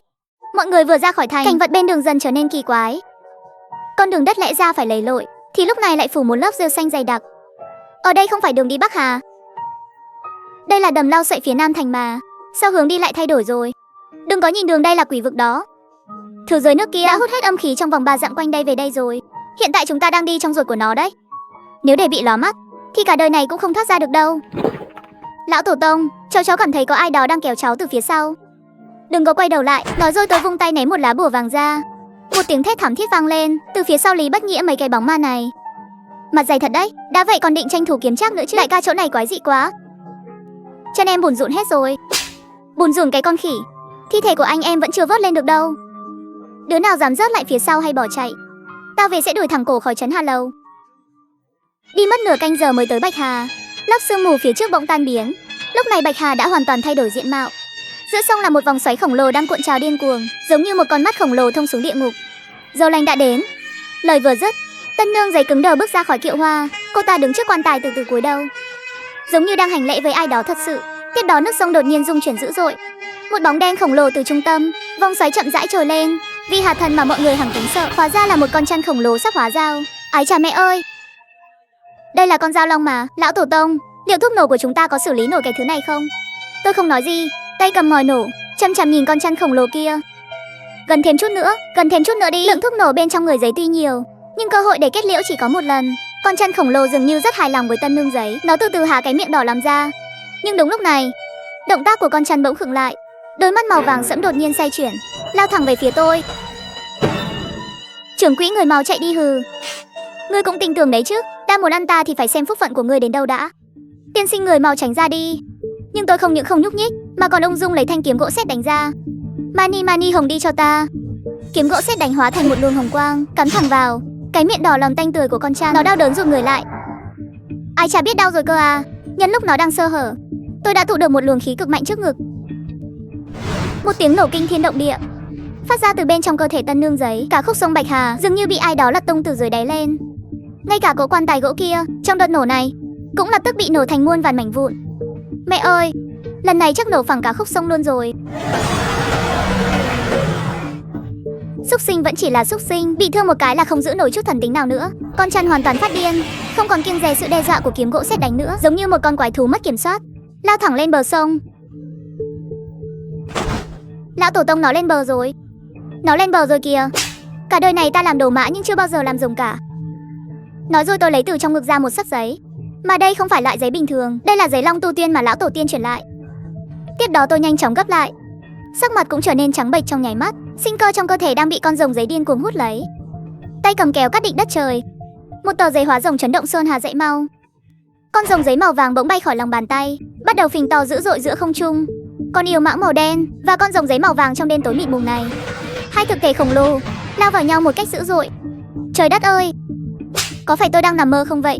Lại được tận mắt thấy thần tiên đánh nhau thế này. Hi hi, lão tổ tông, con kim long này của người ngầu quá. Sau này làm cho cháu một con nhỏ thôi thì đáng giá bao nhiêu tiền vàng nhỉ? Ngay khi hai con quái thú đang đánh nhau bất phân thắng bại thì tôi lại không trụ vững nữa, giấu bàn tay sau lưng lúc này đã chuyển sang màu đen kịt. Luồng sức mạnh âm hàn cực độ đang nương theo kinh mạch của tôi mà xông thẳng lên trên. Sắp được rồi. Lão tổ tông, cái thứ đó định chạy kìa. Nếu để nó lặn xuống nước thì công sức của chúng ta coi như đổ sông đổ bể hết. Tiên sinh quyết không được để nó quay lại nước. Nếu để nó hồi phục lại thì chắc chắn nó sẽ quay lại báo thù. Đến lúc đó là tất cả chúng ta đều hẹo hết đấy. Định chạy sao? Người đã hỏi qua con rồng giấy trong tay ta chưa? Tiểu Nghĩa ném thanh gỗ đào sét đánh cho Kim Long mau. Lão tổ tông, người nhìn cho kỹ đây này. Lý Bất Nghĩa dồn hết sức bình sinh, ném mạnh thanh gỗ đào sét đánh lên không trung. Trên trời mưa rơi dưới đất trơn. Ta nói cái gì ngươi nghe cái đó. Xử lý nó cho ta. Kim Long hóa thành một luồng sáng dài đan xen tình vũ, mang theo sức mạnh sấm sét vạn quân lao xuống. Một tiếng gầm thét thê lương vang động đến tận 9 tầng mây, đánh tan lớp sương mù còn sót lại trên mặt sông. Hắc Dao vùng vẫy điên cuồng trong nước, chỉ trong chốc lát đã hoàn toàn bay màu. Theo cái chết của Hắc Dao, con Kim Long uy phong lẫm liệt cũng cạn sạch linh khí, hóa thành muôn vàn mảnh giấy vàng vụn bay tứ tán. Trưởng quy lão tổ tông, người không được ra đi đâu đấy. Người mà mất thì ai kiếm tiền cho cháu tiêu đây? Ai nhầm bảng hiệu Lý gia ai sẽ gánh vác đây? Đừng gào thét nữa, đã mất đâu. Đại ca, anh nhìn xem đó là cái gì kìa. Chọc đầu kìa. Vương Na Phảo nói xong liền nhảy thẳng xuống nước, vớt hai cái xác lên bờ. Hai gã đàn ông này mới ra đi không lâu, tuy bị ngấm nước đến mức suýt không nhận ra, nhưng vẫn chưa bị tôm cá dưới nước rỉa thịt. Tiên sinh đại ân đại đức của người, Trấn Hà Lầu chúng tôi nguyện làm trâu làm ngựa để báo đáp. Đừng có đứng đây mà cảm ơn nữa, mau đưa tôi về đi. Vâng thưa tiên sinh, người cứ về trước đi ạ. Chuyện ở đây cứ để tôi, Trấn Hà Lầu sẽ lo liệu hộ sự. Bộ da và xương của con chăn đó tôi sẽ xử lý sạch sẽ rồi gửi qua cho người sau. Da và xương thì anh cứ giữ lại một ít cho anh em. Tiểu Nghĩa, chúng ta về thôi. Do lão tổ tông, người cứ tựa vào cháu này. Về nhà cháu sẽ hầm gà mái già cho người tầm bổ nhé. Không thì mua loại nhân sâm đắt nhất luôn. Đừng có làm mấy thứ vô ích đó. Ta muốn về quan tài nào. Đúng lúc này, một người phụ nữ mặc giá y đỏ từ từ trồi lên khỏi mặt nước. Người này chính là Liễu Như Yên. Cảm ơn tiên sinh ạ.